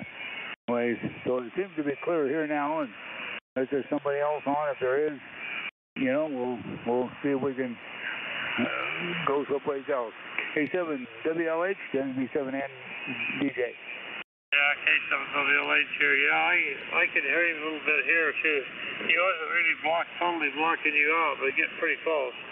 Getting louder all the time, so I figured we was going to have to switch. Yeah, Roger. Boy, he was really blocking down here, man. I tell you, I couldn't even hardly hear you there. Anyway, but he must be running a lot of power or something, because boy, he was really blocking you out. Anyway, yeah. No, back to this Ukrainian deal. Boy, oh boy. I don't know what's going to happen, but I see now Putin trying to talk about nuclear weapons and everything, but I hope don't get too many ideas and drop one of them things, whatever, drop one over here. We don't need that. Well, he's just stupid enough to do it. You know, I wouldn't be surprised to see him do it. The sad part of it is, and I said this 30 years ago, they should never allow any of those countries to have any of that nuclear stuff. Most of them learned it all from this country anyway. I realized that they captured some of those scientists, and that's how they got some of it. But this country, a lot of the stuff that they do is actually come from here. And it's sad that they've allowed, you know, most of those countries were so poor for so many years that if this country helped them, they wouldn't have had anything, and they should never have allowed them to have any kind of weapon that's superior to ours. Because we're the only country, really, that wants to keep the peace. All the rest of them like to fight all the time and kill people, and they always get people in their leadership that's that way. The people that live there are all good people, but the leaders are always, it seems like all they want to do is be power hungry and fight. So it's just a sad mess. I don't know. That might be the final end coming down the pipe. If they start the nuclear stuff, why it's going to get us all. Yeah, Roger. Well, I think all these countries maybe are in cahoot with everybody else over there. And my idea of it is, and like I told you, we either ought to get out of there all together or drop a big one and say, hey, now you want to fight? It's all over with. End of conversation. I have the feeling, I don't have any way of knowing for sure, but from stuff I've read and a couple of friends I've had that have worked in secret places have told me, I feel like we've got weapons that nobody even knows about that's probably more than capable of making a parking lot out of them people.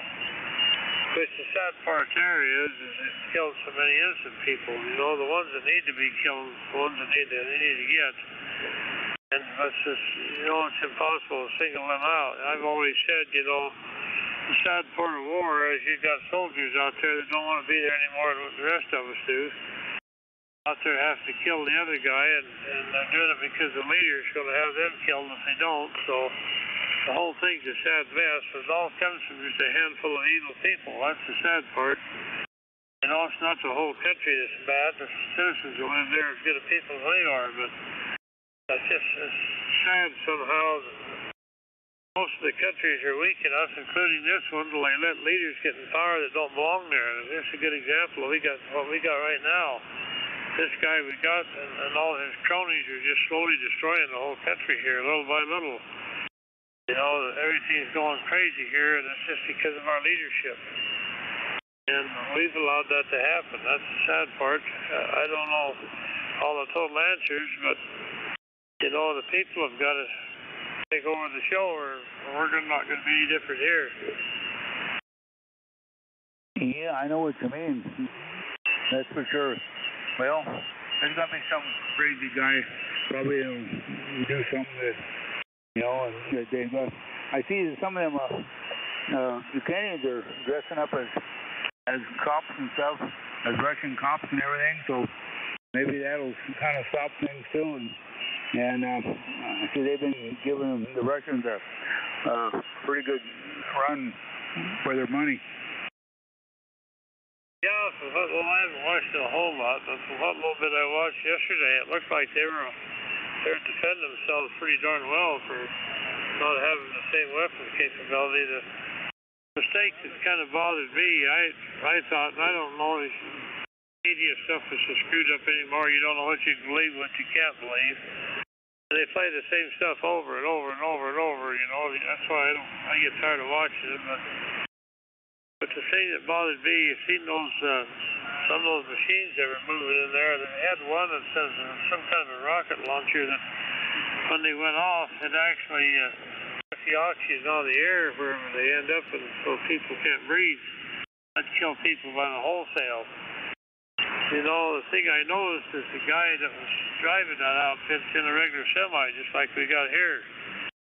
Oh, they should have had some snipers out there to take care of them when they're coming across the border.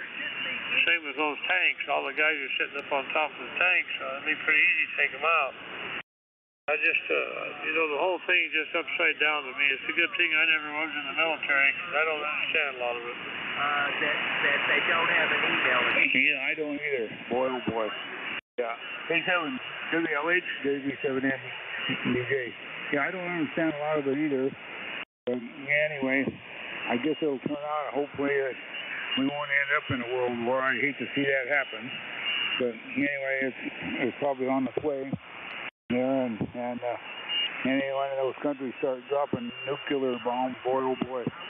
Man, we're really going to have big problems and everything. But anyway, yeah, it's sad what's going on and everything, and you know, they want us to do something. Of course, our worthy leader that we got in there now, he don't have a clue what's happening, or his helpers don't have a clue either what's happening and what is going to happen.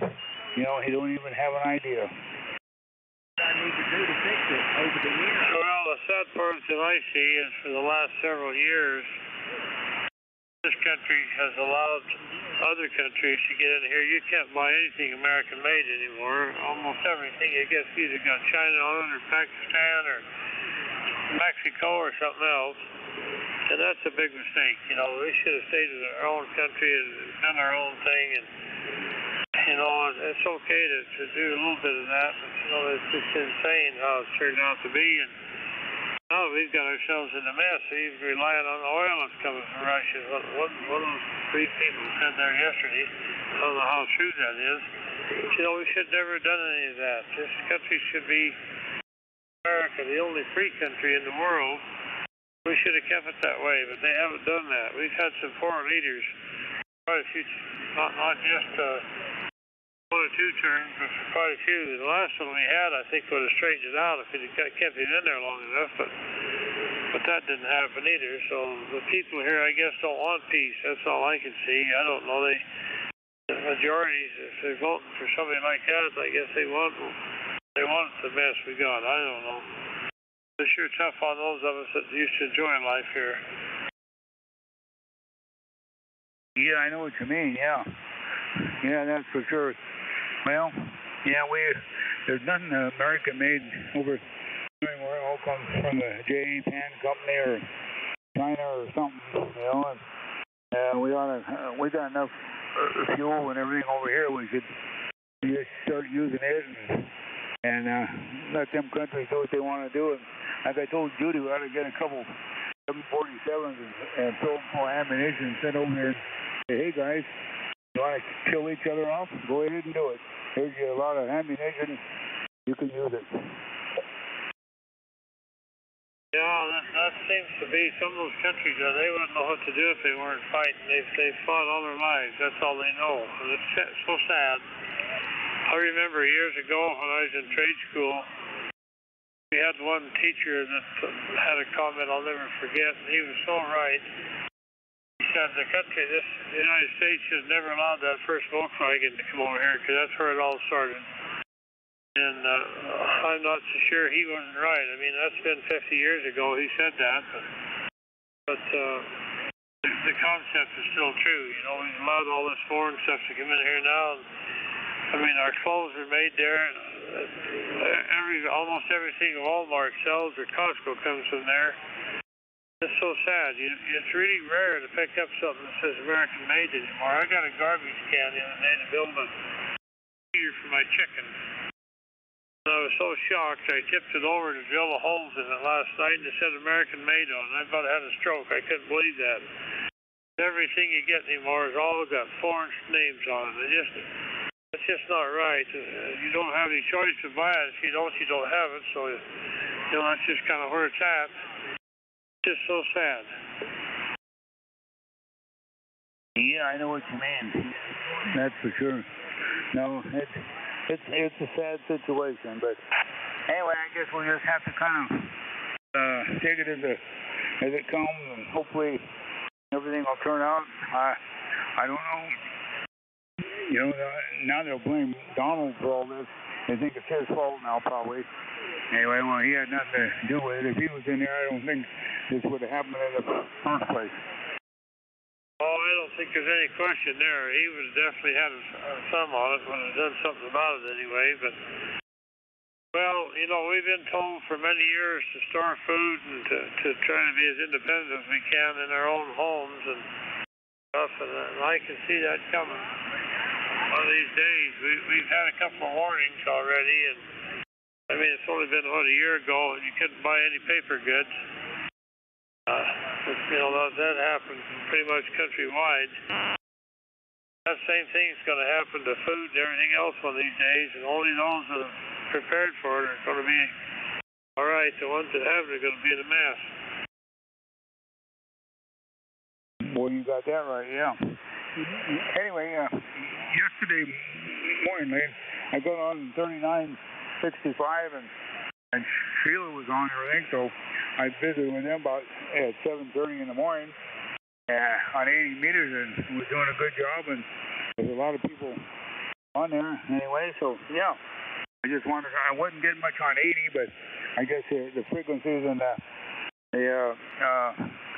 everything during the day, 80 doesn't do too much, but yesterday morning, boy, it was really booming in here. I used to check into that net they have. They have the raw net and the state one. But I wish they'd do that like they do some of the other nets where they have a roll call. That's the way it's done. It's kind of, I don't know. I've tried to get in a time or two, and every time I tried, somebody else did, so I just finally give up. But I'd get up and do that if they'd do it like they do some of the other nets. I've checked into it a few times, and they do have a DMR net I check into on Fridays on that hospital there in Reno. I can't remember the guy's call that does it, but I think Jay said he knew him. Anyway, that's a pretty good. I check into that one, but this is the same way. Nobody, really. They don't tend to do it the same on DMR as they do the HF nets. You know, where they have a roster. It's just who gets in gets counted. You know, that type thing. But I guess that's all right. I don't know. You just have to be more patient. Sometimes I don't have the time. I just like to get over with and move on. But anyway, I guess I'm never happy. Yeah, I know what you mean there. Yeah. No, it was interesting yesterday. I haven't been getting anything on 80, and should I take my antenna down and adjust the whip a little bit? But it was working good yesterday. I guess it was just the signals and everything. In the morning, it seems to work good, but afternoon there isn't too much on anyway on 80, and well, that's why I told Jay, and he tuned around too, and he said there wasn't much on in the afternoon either. So, but yeah, in the morning, and then I guess in the evenings when they have their regular net on Tuesday night, you get on. They got one on about 8 o'clock down there too, and I guess it works well at that time of day too. K7WLH, WB7NDJ. K7WLH. 80 meters works okay for me, but like right now, I'm talking to you right direct from my antenna. I'm not using any tuner at all. The antenna I got, it tunes almost perfect on, well, it is perfect on 40 meters, and it's almost perfect on 20, but it's way out of whack on 80, so I have to turn the tuner on for 80 meters, but it works okay. I can get it in all right. I don't have any problem with it, but it's not one of my favorites to talk on because it just seems like it comes and goes so much, but the propagation now is doing so much better. It's probably 80's probably all right too. That Saturday morning net, I think they're still having both of them. One's at 7, one's at 7:30 or 7:30 and 8. I don't remember which. But those Nevada nets they have. But I should start checking into them. But I just haven't done it. I did for a few times, but I haven't done it for quite a while now. Yeah, I know what you mean. Hey, I got to ask you a question. You've got linear. What do you recommend? Maybe I'll kind of look at a linear. You got any suggestions or anything? Is one better than the other?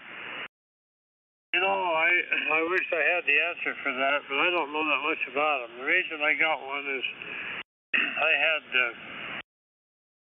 before the propagation got better, I was struggling sometimes getting into different places, and then I thought about getting one, and then I didn't. I haven't had this the first time I've had one. I got the Ameritron, it's an AO811, and I bought it used. The guy back east had it, and I got it for I can't remember what I paid for it now, $400 or $350, something like that. The reason I bought it was pretty reasonable. Most of the guys I've talked to like the Ameritrons. This one I got it's got the tubes in it. They make a solid state one too. And all the guys that I've talked to haven't really liked them. I guess there's some other ones out there that are good too. I don't know that much about them, but this one here, of course, it came from Maine. They had to ship it all the way across the United States. How rough all the freight people are in the post office. They handle stuff. It came with broken tubes. So I had to buy new tubes for it, but they were so discolored. The Muse, it was probably a good idea anyway, so I really didn't mind that. But it works really well. I get just about 600 watts out of it. Some days it makes a huge difference, and other days it doesn't seem to matter. A couple of guys I talked to said they didn't feel it was worth buying the big 1200 watt one or anything, because after 600 or 700 watts or 800 watts, you don't have that much increase in your signal with the big ones. I don't know if that's fact or fiction, but all I can say is I've had really good luck with this one, and they still sell them. The DX Engineering's got them, and I think, but my mind's not working today. HRO down there, I think they've got them too, but this one works easy. It's easy to tune, and it seems to do me a pretty good job. I don't use it all the time. In fact, right now I'm talking to you on strictly solar battery power.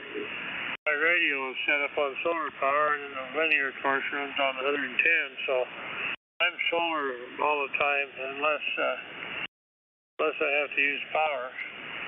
That way, if the power goes off, my system here still works, so I don't have to worry about it.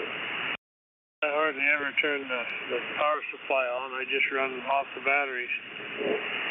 But I wish I had more to tell you there, Wally. I got a friend in California that probably would answer that question fairly well. I talk to him once a week.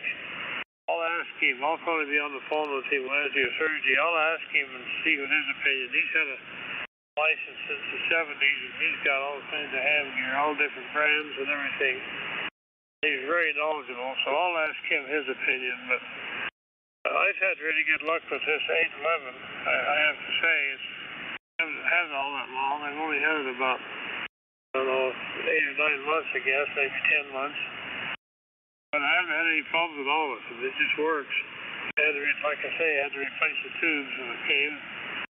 I took the cover off of it and they were broke, so if your guy's going to ship anything like that, you should roll those tubes in bubble wrap or some kind of stuff and put them back in there, and they wouldn't break. But anyway, I got no complaints with it. This seems to work really well. It's got 2 meters on it, the load and the plate, and then the switches on the front, and the band that goes from 15 meters to 160, so it covers everything I would want to be on. So anyway, that's my knowledge of linears is not good enough to help you, kiddo, but I'll ask my friend down there and see what he has to say for you.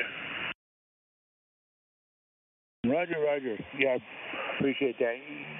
Yeah, the first time I talked to you, I think you had it on, and boy, you were blowing me out of here. You were about 40 over here, but you're doing a good job now. I'm barefoot running about 80 watts here, so that thing is working good.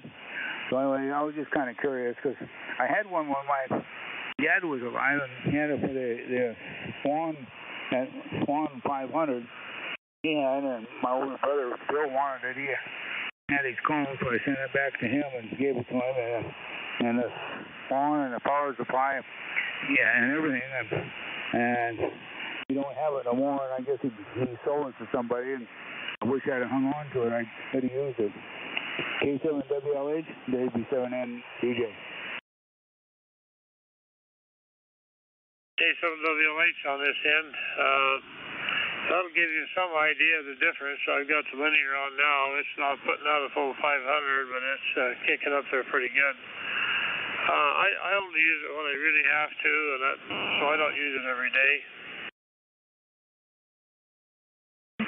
Yeah, I can tell the difference here. They're about 20 over here now.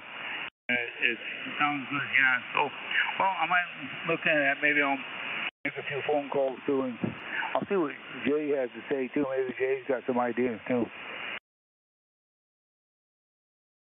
Oh, I don't think they're a bad investment, because there's times, when you kind of want something like that, but I use it once in a while. I probably use it maybe once a week or so. If I like that noon net, I check into that noon net quite often, and I get frustrated some days. I don't have all day to sit here, so I'll reach over and turn that on, and it usually gets me in when I do that, so it does help. There's no question about that. especially if you got a good match on your antenna system. You know, it seems to work pretty good. Yeah, I know what you mean there. You bet. Well, then, I'm going to say 73 here. I got to run over to the ranch. My heater in my shed over at the ranch decided to not work, and I was over there yesterday and stuff, so I'm going to check the batteries in the control unit on the wall and see if they're bad or whatever. Otherwise, I'm going to have to call somebody in the morning and see if I can get somebody out to look at it. It's up on about 10 feet high, and I don't want to get up on a ladder and fall off. So I'm going to say my 73s, and I'll catch you next week, Lane, in time, everything. And you guys take care of yourself. Tell everybody hi for us, and I'll let you go, and we'll carry on next week. 7WLH, WB7N, DJ. 73 is all the best, and I'll listen for your final. WB7NDJ from K7WLH. Well, thanks, Wally. I appreciate the call. It's always fun to talk to you. I look forward to this Sunday conversation. It's a lot of fun. I'm so thrilled to death that we both have good setups now where we can communicate. This is really good for me. I got my headset on today, and I've been able to hear you so good. It really makes a difference. Anyway, my dear friend, you take care, be safe in whatever you're working on, and give my best to your other half. And you guys take care and stay healthy. And I'll be looking forward to talking to you next Sunday again. And I will talk to my friend Ray down there and get you some information on the linears. I'll get at least tell you what his experience has been. So anyway, my dear friend, you take care, and it's been a pleasure. We'll say 73s, and K7WLH will be clear with WB7NDJ. Bye-bye. Roger, Lane.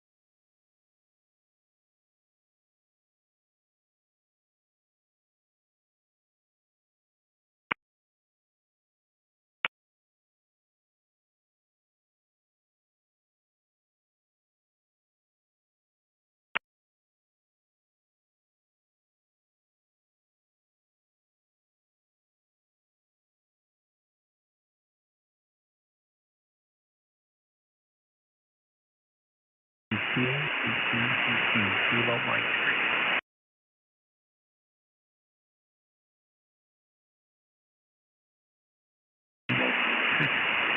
Alpha Victor Hotel,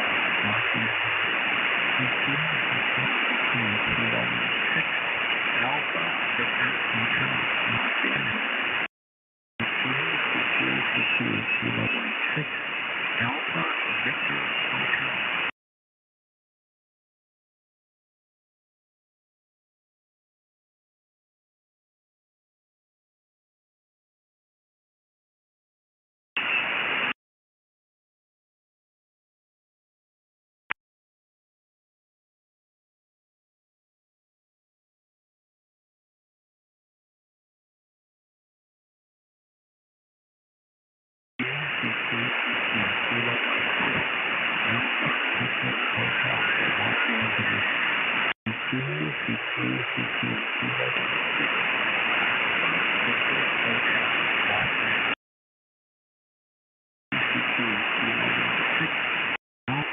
Victor Hotel, Los Angeles.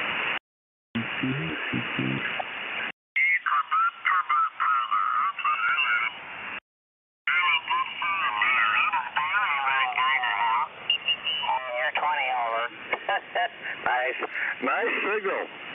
Yeah. Well, it looks like everybody uses the old 2-meter repeater. That's a good one. Anyway, Stan and I were just talking about the good old days. I forgot your name, W6QQT K7DUI. Yeah, the name here is Jim, Julie, and Mike, and I'm from Livermore, as you might remember. I lived in Livermore in the Bay Area, right at the foot of Mount Diablo. But anyway, I don't want to break on your conversation. I appreciate signal reports. It means my 440 is working good. 4 meters is working good here. Yeah, Jim, W6QQT K7DUI. Hey, Stan, Jim and I had talked on 40 meters here, about a week ago, and we know we have a couple of mutual friends down in the area where he lives, and had about a half-hour QSO. Yeah, it's been a good day so far. Anyway. I don't know if you remember, Jim, but I'm just running a little old 3-wire folded dipole and 100 watts. So I'll shoot it over to Stan, and he can shoot it over to you. W7SUN K7DUI. Yes, Jim, very, very good signal, so no problem whatsoever. So Fallon is about 63 miles east of Reno.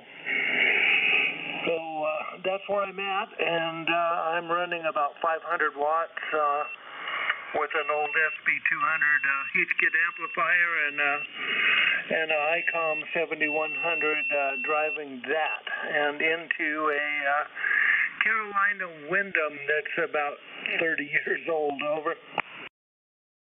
Roger. No, I'm just running my old portable system here that I used to take to Hawaii with me. And it's actually, exciter is an 817 Yaesu. I'm pumping down a little bitty elite amplifier here. And I wanted to see if it worked good on 40 meters here. And don't want to get in the middle of your conversation here, and I thank you for your time letting me break in here. But anyway, and thanks for the signal reports. I appreciate that very much. Roger, Jim. Well, anytime you hear me, just jump in there. I definitely love to talk to people, So, yeah, it's nice speaking with you here today. And, yeah, anytime you hear me, jump in there. Roger, and thank you. Let's see if I've got a K7DUX. I guess I've got it. Okay. Well, Jim, anytime you hear us, or me, or Stan there, give us a call. 40 meters is kind of lacking today. It needs some people on it. So you might as well stick around. Those things running off. Anyway, where were we? Oh, I was telling you about my younger days and my first AM-DX, really long DX-AM contact. That was really something. Anyway, nowadays I work with this antenna. I can work all the frequencies without any effort. But I've got a resistor right in the middle of it, and the resistor it kind of makes the antenna power sensitive. It depends on the size of the resistor as to how much power you can run into it. So what I had here, I had a 350 watt, 300 watt, 620 ohm resistor, non-inductive. So I put that in, and so it works fine, but I won't be able to run, I figure maybe at the max 400 watts. But that's not going to happen until I get my ground system in. K7SUN, W6QQT on the side, K7DUY. Yes, so you'll get that ground in. Now, here where I live, it was pretty simple. I just have one single 3/4 inch copper rod that's 10 feet long, but the water table is 5 feet. So I have 5 feet of that copper rod actually in the water table.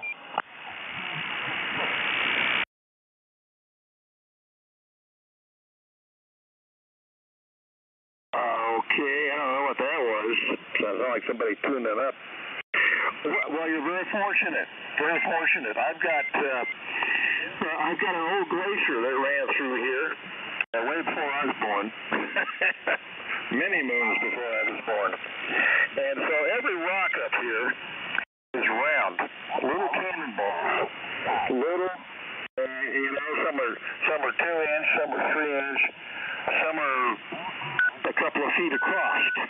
But they're all round. They've all been run through the gauntlet, through a river, and they're all round. It's unbelievable. So, live on a mountain of cannonballs. Yeah, that sounds like that should work out really well. So, yeah, ground here was so simple. With the water table so close. When I built the house, though, it did make it miserable because the power company requires that the conduit be 5.5 feet deep. So when I dug the trench, I had to put the conduit in 6 inches of water.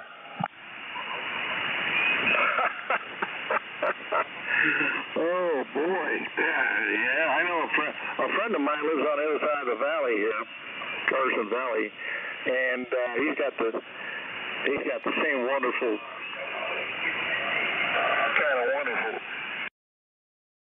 the same kind of a situation over there. So anyway, yeah, I'm not so fortunate here. So, but I love being about 150 feet above the valley floor. So that's kind of nice. Hey, Jim, QQT, what kind of a ground system do you have? Over.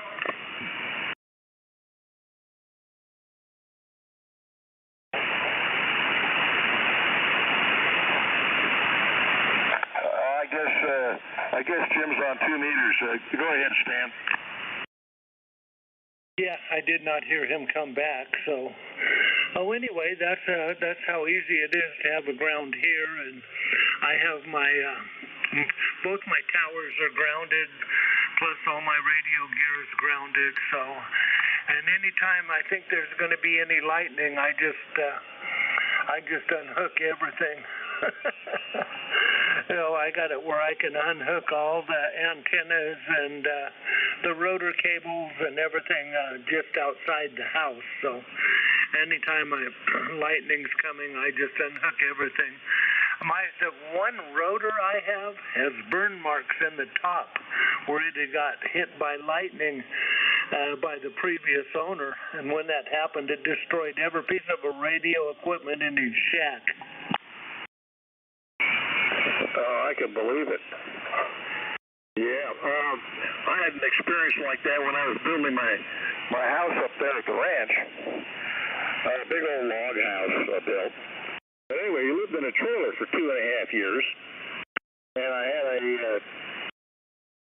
a deck outside of it, and I had a makeshift antenna up. And one evening, I was hearing this snap, and I had 300 ohm not ladder line, 300 ohm flat line going to the antenna.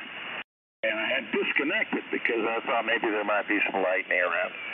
And snap. So I went outside and snap. And then I looked at it, and there it was. It was snapping between the two connectors. And it was hardly a cloud in the sky, but snap. That would have done real damage to my my little handheld. Go ahead. Yes, it's amazing how static electricity can build up like that, and it hurts. I've got snapped by it before, so I was actually unhooking a coax that I had heard that same snap, and I thought, well, as long as I don't touch the center, I should be fine. And I grabbed a hold of the PL259, and he had knocked me back and set me down. Oh, if we only had a picture of that one. Wow. Yeah, well, I can't run any more power over here than about 400 at the most.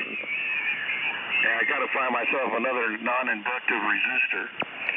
Kind of hoping to find something around 800 or 900 watts and something 600 ohms or a little bit above it.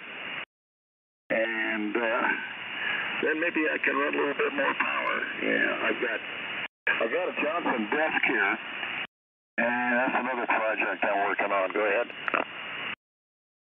Oh, I know, and it's getting so hard to find anything anymore, We used to have a store in Reno called Sandy's Electronics, and it was great. You could go in there and find all kinds of, things that you needed, and it went out of business, and of course, even Radio Shack's all gone. You didn't really like going to Radio Shack, but the one we had here was really nice. It carried coax and PL259s and adapters and all that kind of stuff, and that's all gone. So, yeah, it's basically order it on the internet, or you're not going to get it. There's two things going on. One, there is a store up in Reno, and it is open. You can go in there and browse around, and they have radios, not radio parts. and they buy these estates, radio estates. But the next best thing, and we still have them, are the swap meets, and you just never know what you're going to run into swap meets. I used to go down to LA to what was that called down there? It was a big swap meet. In fact, it's still in existence down there. I'll think of it in a minute. But over there in the Livermore area, we had swap meets all the time. And then we go to up towards Sacramento to a swap meet. And there was all kinds of stuff to buy, Stan, if you were looking for it. Yeah, so Reno Club used to have a decent swap meet, but I don't think they've had one for 2 years now because of COVID. But yeah, I've always went to anyone that was fairly close, Reno or now I've also heard that there is one that happens every year in Gardnerville. Yes, there is. W7RCA. His first name is Brad. And he throws one about every year. In fact, we had one last year. And you just never know what's going to show up. In fact, there's one scheduled, I think it's June of this year coming up. I forgot the exact date, though. Yeah, some of the guys I know real well that live in Yerington and Hawthorne went to that one in Gardnerville last year, but and I really wanted to go, but I had prior commitments, so I didn't get to go. Well, you might check on the date. I don't have it available right now, but you can look it up. And if you decide to go, why don't you give me a holler, and we can meet. You come over here, we go together, or something like that. Oh yeah, I'd really like to do that. So, well, at least I know I can reach that repeater, so I know I can give you a call once in a while. Oh yeah, and I check into the Sierra Net on Tuesday evenings at 7:30 on that repeater, so you can catch me there also. On which repeater is that? 147.33. Oh, okay, same one. Okay, well, yeah, I'll listen for that.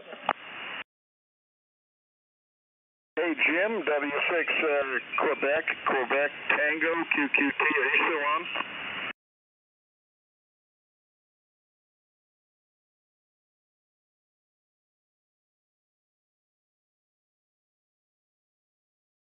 I don't hear him. I guess he got called away. Anyway, yeah, that would be fun. Old times. When did you get first license, Stan? Yeah, that sounds like a good plan. So I'm definitely going to plan to go. So I will just have to find out the date, put it down. But yeah, I'd like to go. Sounds good. Yeah, when did you first get licensed? What year? What year was I first licensed? Affirmative. Well, I don't actually remember exactly, but it was in the late 70s. Late 70s, like 78, 79, somewhere right there. And I actually got a ham radio license for a different reason. So I started out, we were flying remote control model airplanes. The frequencies allotted for that was very slim. You had to be really careful or somebody would turn on a transmitter on the same frequency that your aircraft was on and would crash it. Well, you can fly RC aircraft on 6 meters. So I got started out with a technician's license just so I could use 6-meter model airplane aircraft radios. That's how I got started. K7DUI returning. Oh, that's a gas. That's funny.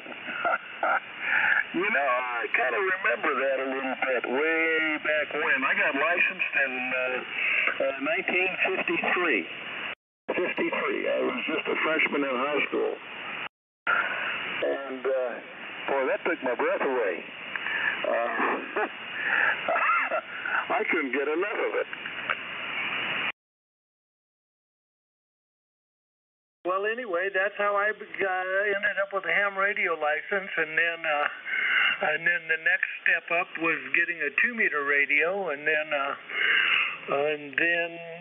I moved up to a general with 13 words per minute code, and yeah, I never ever had any desire to move up to extra. I can do everything I want with my general license, and it's a little irritating that you can get a general license now with no code. Yeah, I know. I've gone to, myself and a buddy of mine had gone. We decided we both had generals, and we decided we'd upgrade. And so we went in, and the next grade up was advanced. They don't even have that now, but and that was 20 words a minute. So we took the code test and passed that, and then we passed the written test, and the examiner says, "Well, why don't you guys try for your advanced?" Well, we hadn't studied for it, but we said, okay, a couple more bucks. We'd already passed the code test at 20, so we took the written test, and my buddy passed, and I missed it by 3 questions. I never went back. Well, I totally understand that. So anyway, yeah, I flew all my. I still have model airplanes hanging up here on the wall that have 6-meter radios in them. So I haven't flown one for I guess about 3 years, but I'm going to try to fly them again one of these days. I'm supposed to maybe get my right eye fixed here in a couple of weeks. So if they can fix my right eye, I can fly airplanes again. That'd be cool. Well, my best to you. I'm sure it'll turn out just fine. Yeah, absolutely. Well, I wear glasses for reading, and that's about it. Although I do have an issue with one of my eyes. But other than that, anyway, yeah, getting older kind of has its hang-ups at times, but I sure don't regret any of the past experiences, that's for sure. I'd really like to get that Johnson desk up and running. We got a couple of HRO 60 receivers here. The one I've completely rebuilt, and then I've got some spare parts, and I'd like to get it back on the air. But can't do everything in a day. Yeah, I know how that is. So, well, I will be 70 years old this year, and what I have is just something's leaking in my eye. But they gotta put a dye in my veins in my arm and watch where that dye shows up in my eye, so they know where the leak is. And once they find where the leak is, they seem to think they can fix it. So I'm really looking forward to that. Absolutely. They got great procedures these days, and they know so much more than they did 20 years ago, or even 10. So I wish you all the best on that one. Keep me informed what's going on.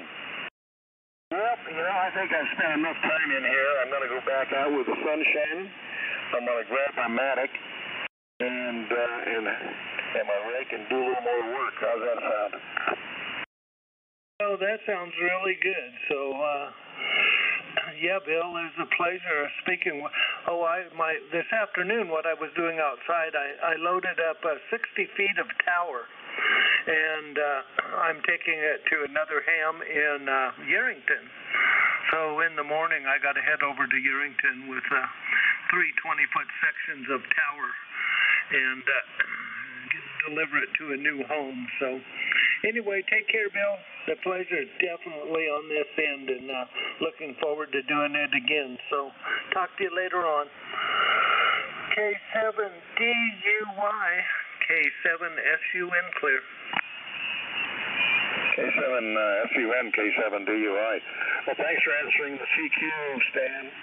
Yeah, I had a real pleasant QSO, and we'll definitely meet up. All right, good luck on that I-2. We'll catch you down the road, as they say. K7SUN, K7DUI. I'm going out back to work.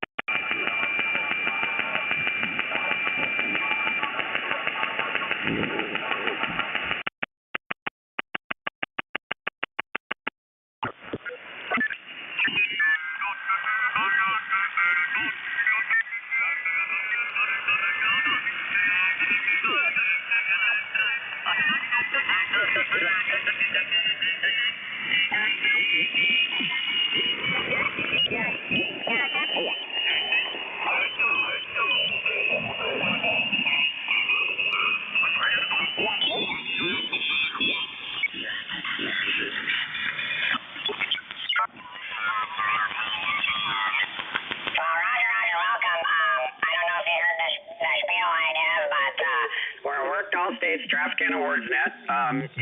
Uniform Sierra Tango Alpha Whiskey dot November Echo Tango is our website. You can take a look at the website while we're taking check-ins and have you take a look at it, see if you want to become a member. You don't have to be a member to join, but you can work a lot of states through our web or through our net here.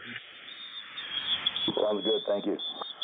So Roger, stick around. We're going to open the net here in about 5 minutes. We're going to continue to take check-ins, and then you guys are first on the list, so we're going to get your calls right away. Kilo Juliet 7, Oscar Delta Bravo, take a check-ins, United States Traffic and Awards Net, come with your call.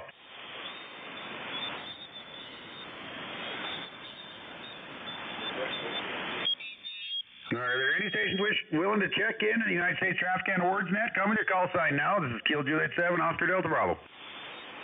November 9, Lima Echo November. November 9, Lima Echo November. I got you. What's your name, sir? Oh, QSL's Jason. The call here is November 9, Lima Echo November. And the name is like the call sign, Lima Echo November. QSL? Roger, Len. I got you here out of Wisconsin. Have you checked into the net before?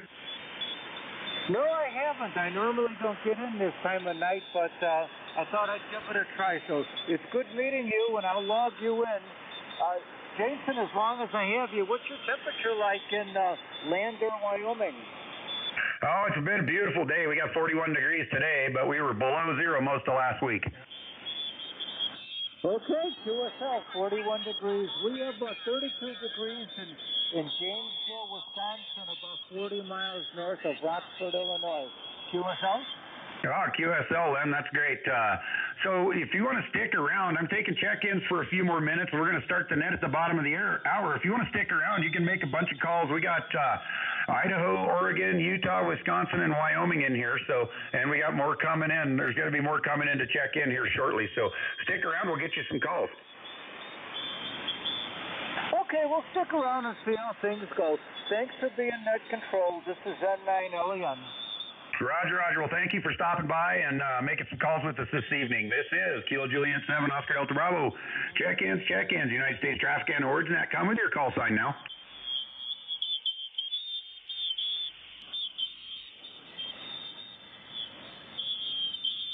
Kilo Juliet 7, Oscar Delta Bravo. Check-ins, United States Traffic and Awards Net. Come with your call sign now.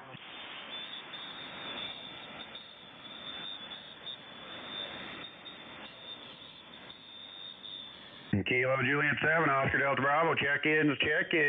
Come with the call sign now.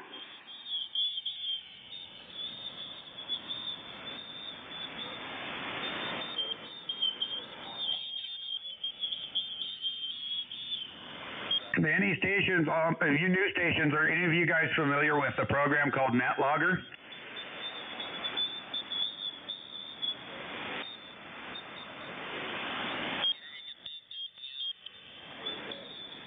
This is Kilo Juliet 7, Oscar Delta Bravo, taking check-ins, United States Traffic and Awards Net. I'm your host and NCS this evening, Jason, from Lander, Wyoming, KJ7ODB.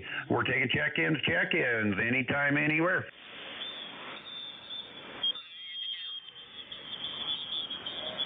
Kilo 7, Alpha Golf. Lewis, do you have a copy on Wyoming today?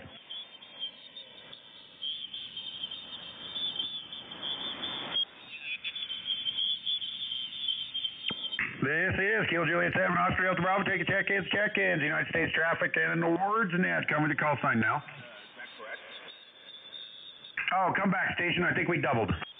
This is Kilo 7, Alpha Golf. I got a copy on you. You're our next door neighbor. I am about, maybe 25 minutes away from Evanston. And it's rare that we get to talk to somebody in Wyoming because it seems that we all go over our heads. Roger? Roger, Lewis. I've been trying to work you for months now. I'm KJ7ODB, and I've tried to work you forever on the OMIS nets there. Welcome to the United States Traffic and Awards Net. I'm glad to finally make your make your acquaintance, Lewis. Stick around. We're going to make some calls. We got pretty much the whole western states on right now. Stick around. You're very familiar with how it works, so you'll fit right in there. And you got such a good signal tonight, we might put you up for a relay there. Over. Roger. You got me. Whichever way I can help, that'll be good. As always, I'm wanting to work the western states, man. I haven't had any luck. I'm in the same situation that you were. I haven't been able to get a hold of Montana. A lot of the places are like right next door to us in a way, that you can say that. Do that, but anyway, this is Kilo 7 Alpha Golf. We're going to be standing by on 7.1888 for the net. Roger, Lewis. Okay, I'm going to read the preamble here. This is, welcome to the United States Traffic and Awards Net. This is Kilo Juliet 7, Oscar Delta Bravo. My name is Jason, Juliet Alpha Yankee Sierra, Oscar November. And my USTAW number is 300. I will be acting as net control for this session. The objective of this net is to work for USTAW awards, pass traffic, promote goodwill among amateur radio operators. The net is run by net control, and all calls must go through net control or a designated relay station. I will determine the relay stations at the opening of the net. We're going to take some more check-ins, we're going to work some new stations, and go from there. Please say relay and wait to be acknowledged. Relay stations may change as needed by net control on conditions. At this time, I'm going to break the net for any emergency or priority traffic. Is there any emergency or priority traffic for 7.188? Call now.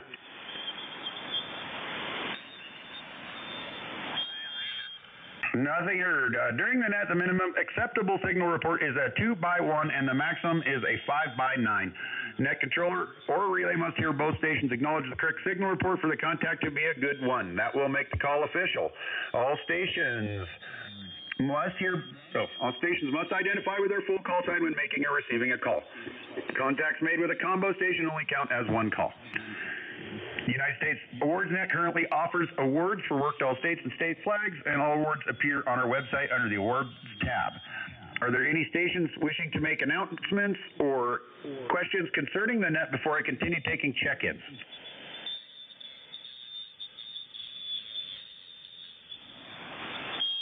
Okay, the net time right now is 23:32 Zulu, and we're going to take another round of check-ins. Lewis, I'm going to have you take a round of check-ins. Does that work for you, sir? That works for me. This is Kilo 7, Alpha Golf, taking check-in.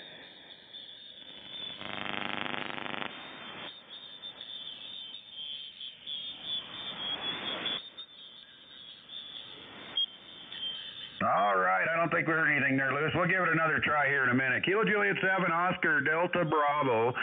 Take check-ins. United States Traffic and Awards Net. Come with your call sign now.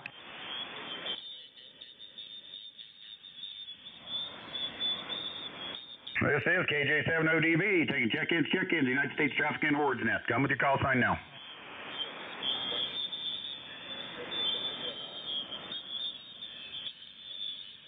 All right, so I'm going to get this thing rolling here. We're going to get you new guys work some calls. So we got 7 stations on the net at this moment in time. So I'm going to start with first station that checked in. I'm going to give you the work procedure here. Kilo Juliet 7 Hotel Echo Quebec. Do you copy KJ7ODB? Roger that. We copy. Okay, Joe, I am Kilo Juliet 7, Oscar Delta Bravo, and I have you at a 5-9. How do you copy me? You are at about a 5-9, 10 over. Roger. That's a good contact. So we got 5-9 signal report both ways. I'm going to log you in my log, Kilo Juliet 7, Oscar Delta Bravo. Now, what I want you to do, since I think Lewis is the only one here with NetLogger, is go up, say your call sign, and go up for grabs. And everybody else on the net you're going to call Idaho, and he's going to pick one out and go from there. So go ahead and say your call sign and go up for grabs, Joe. This is Kilo Juliet 7, Hotel Echo Quebec, up for grabs. Roger, Joe. This is Kilo 7, Alpha Golf, northeastern Utah. I can hear you at a 5-5 into northeastern Utah. Roger. Roger, I got you at a 5.5 also. Actually, the audio, if it could be better than a 5, you'd have it. The audio is great. Signal's only a 5, over. Roger, a 5.5 both ways. I got you covered here. It's nice to make a contact with Idaho finally. I've been trying for a while, but that's a good thing. Thank you so much. This is Kilo 7 Alpha Golf. We'll be standing by here on 7.188. Roger. Roger that. Thanks for the contact. Roger. Kilo Juliet 7, Oscar Delta Bravo Net Control. So there's your first call on United States Traffic and Awards. Joe, we meet here daily within about 10 kc of this frequency, the minus and plus or minus 10 of .188. So if you want to take a call sign and say back to net, and we're going to move the list down to the next person here, and we're going to give him the same treatment there. Roger that. KJ7HTQ will be clear, and put it back to the net. Roger. We'll stick around. We're going to get you some more calls because we got some more people on the list there. Kilo Juliet 7, Oscar Delta Bravo Net Control for United States Traffic and Awards Net. Kilo Juliet 7, Kilo Golf. Go ahead and take a call. Go up for grabs.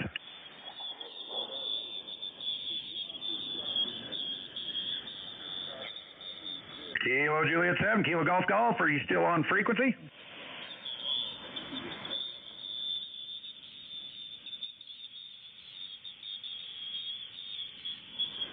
Kilo Juliet 7, Oscar Delta Bravo, Kilo Juliet 7, Golf. Are you still on frequency, sir? Okay, we're going to move on here. Kilo 7, Delta Romeo Mike. Copy KJ7 ODB? I am here. Thank you. Okay, Roger. I'm sure you've heard me go through it. Why don't you take a call sign? And go up for grabs.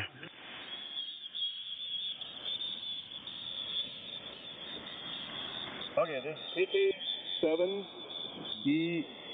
KK7DMR.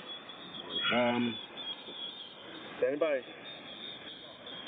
Okay, so say KK7DRM and say up for grabs so these other stations will hear you and they're going to come back to you. Okay, KK7DRM up for grabs.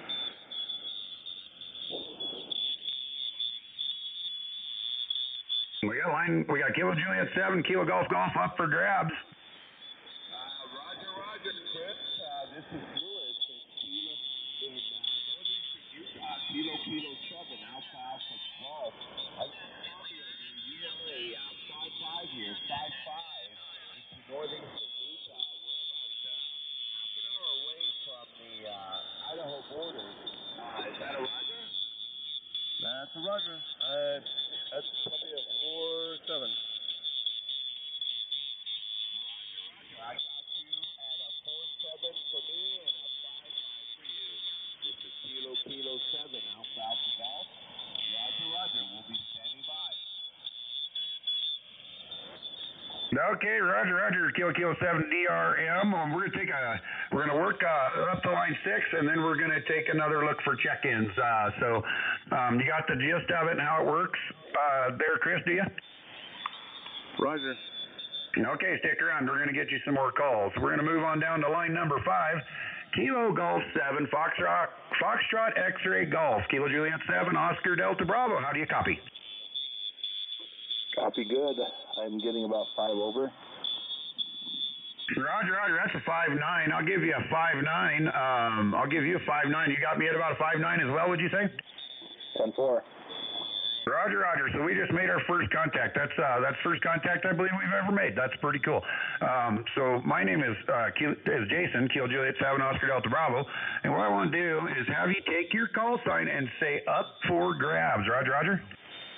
Roger. KG7FXG up for grabs. This is Gary, Pleasant Grove, Utah. We got line number 5 up for grabs. Okay, line 5, Gary. This is Kilo 7, Alpha Golf out of Heber City, Utah. I got you here at a 5.7. Is that a Roger? That's a Roger. Thank you. Roger. What's my signal report there where you are in Pleasant Grove?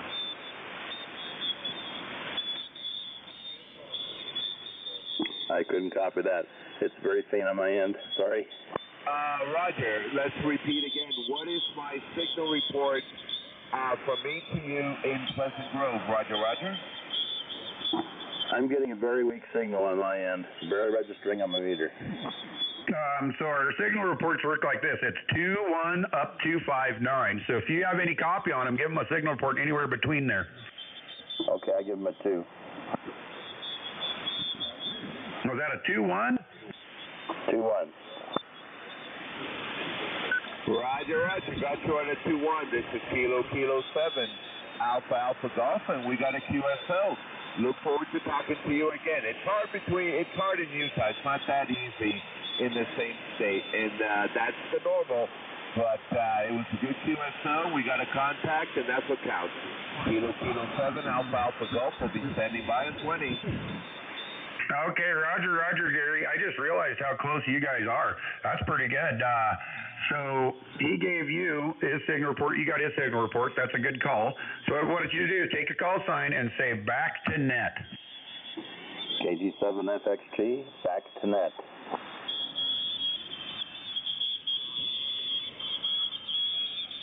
Roger, we got you back to net. Number 6, November 9, Lima Echo November. Lynn in Wisconsin, how do you copy net control?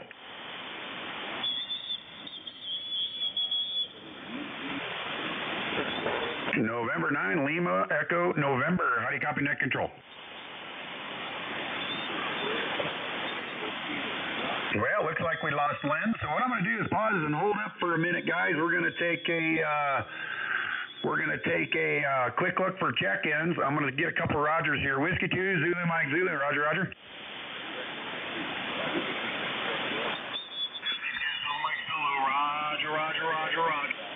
Roger, we got you. Kilo Delta 2, Hotel Charlie Echo. Roger.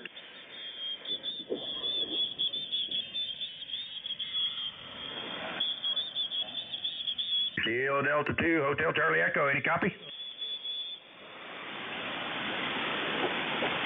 That's okay. We'll get you in there. Usually come in a little bit later to me anyway. So, Whiskey 2, Zulu Mike Zulu. Will you take a look for check-ins?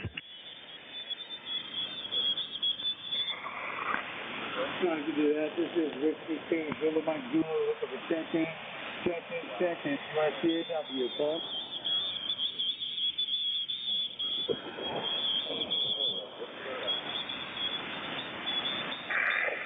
Kilo 4, Victor Lima, we have you, and anybody else.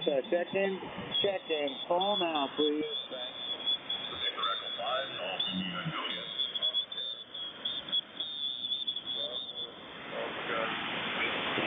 Victor Echo 5 Golf India Juliet. Roger. QSL, my name's Gary, Delta Alpha Romeo Yankee, and Wilkie, Saskatchewan, Canada. Roger. I don't hear from Saskatchewan all that much. Great to have you in here. Have you been into the United States Traffic and Awards Net before? Negative. Well, Roger. I'm in Wyoming. My name is Jason, Juliet Alpha Yankee Sierra Oscar November. My call sign is KJ7ODB. Stick around. We're going to take some more check-ins, and then we are going to get you up here for some calls, and work some stations out here. What's your call sign again, please? Kilo Juliet 7, Oscar Delta Bravo, QSL. Kilo Juliet 7, Oscar Delta Bravo. Roger, you got it. QSL, stand by. All right, stand by. This is Kilo Juliet 7, Oscar Delta Bravo, looking for check-ins. United States Traffic and Awards Net, come now.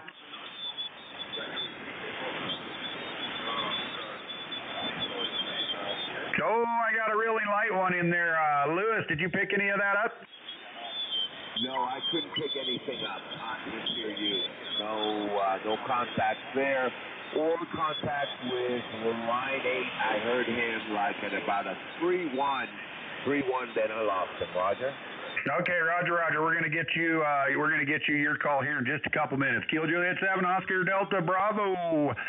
Now copy net control. Come with your call signs. Check-ins.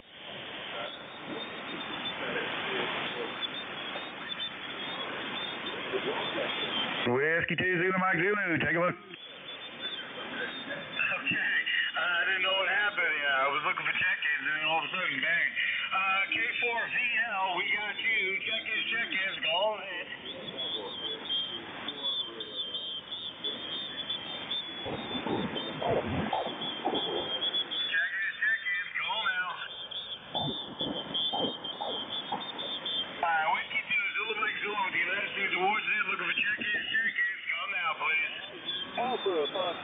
Alpha Foxtrot 2 Bravo, we got you. Check-ins, one more time. Call now. Kilo Echo 8, Romeo, Quebec, Romeo. Kilo Echo 8, Romeo, Quebec, Romeo, we got you too. Check-ins, call now.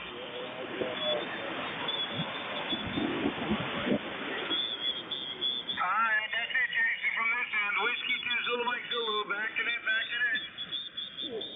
Roger, Connell. Thanks for getting those on the list. I'm starting to hear you guys. That's great. Kilo Juliet 7, Oscar Delta Bravo, Kilo 7, Alpha Golf. Take a look for check-ins out west, would you? Roger. This is Kilo 7, Alpha Golf. Looking for check-ins. On the west coast. This is Kilo 7, Alpha Golf. Anybody for check-ins? Roger.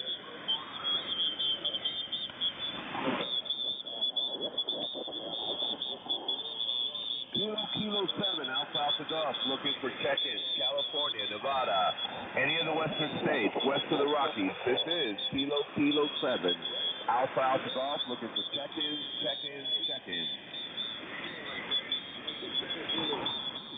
Nothing here. Okay, Roger, we got you back to net. This is Kilo Juliet 7, Oscar Delta Bravo, looking for check-ins. United States Traffic and Awards Net, come with your call.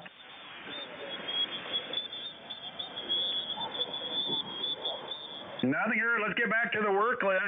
You guys stick around. We got a bunch more new newcomers. Stick around. We got a bunch more states that are going to be calling you here directly. Kilo 7, Alpha Golf. You're up for what you need. Take what you need. Roger. I'm going to go up for grabs here. See who can hear me here. This is Kilo 7, Alpha Golf, northeastern Utah, up for grabs.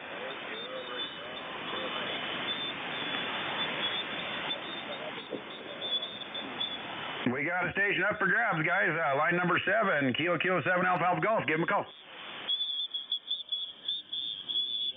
This is Kilo 7, Alpha Golf, northeastern Utah, out of Park City, Heber Valley. This is Kilo 7, Alpha Golf, up for grabs. I'll go ahead and work your 5959, Lewis.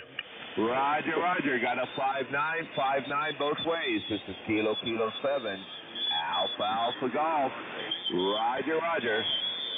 Roger. Moving on. Whiskey 2, Zulu Mike Zulu. Take what you need.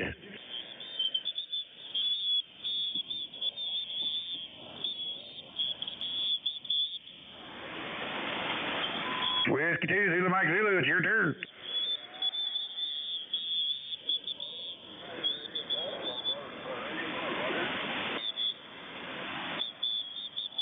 Whiskey 2, Zulu Mike Zulu. Did you lose me?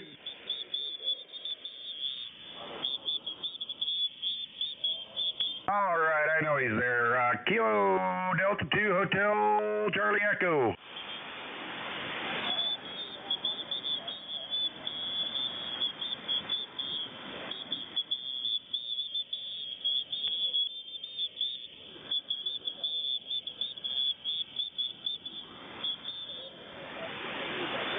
All right, we'll get Chris back in there shortly. Victor Echo 5 Golf India Juliet. This is Kilo Juliet 7 Oscar Delta Bravo. What I want you to do is we're going to take your call sign and have you go up for grabs, and we're going to have some stations come back to you. Roger.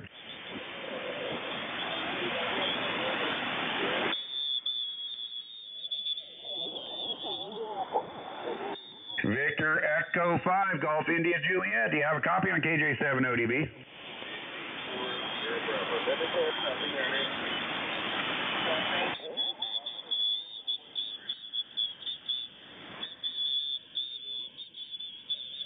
Victor Echo 5 Golf India Juliet. Did we lose you, Gary?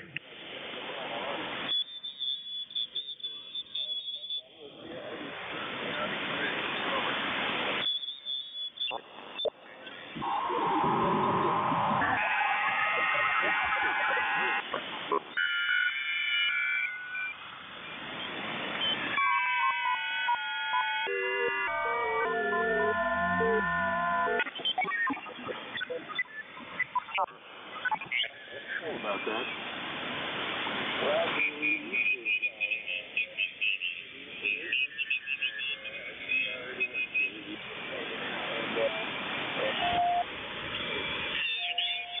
40 dB weaker than you, but we are hearing you.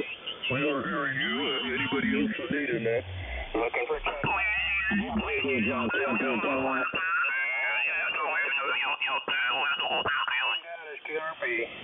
QRP not so long. Get a buy new amplifier, gentlemen. KZOW. Check.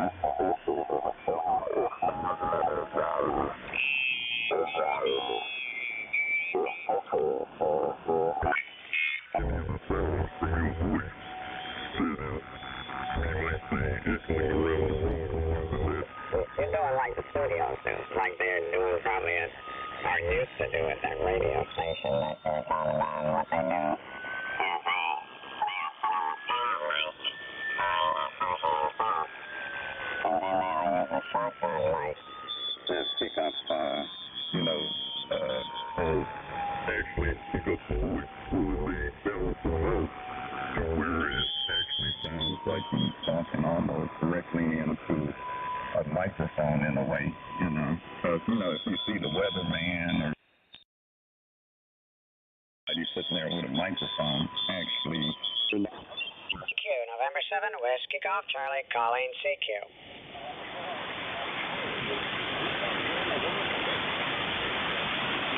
Hey, the station calling. I can hear you in there, but not a real great copy. Give me your call sign again, over.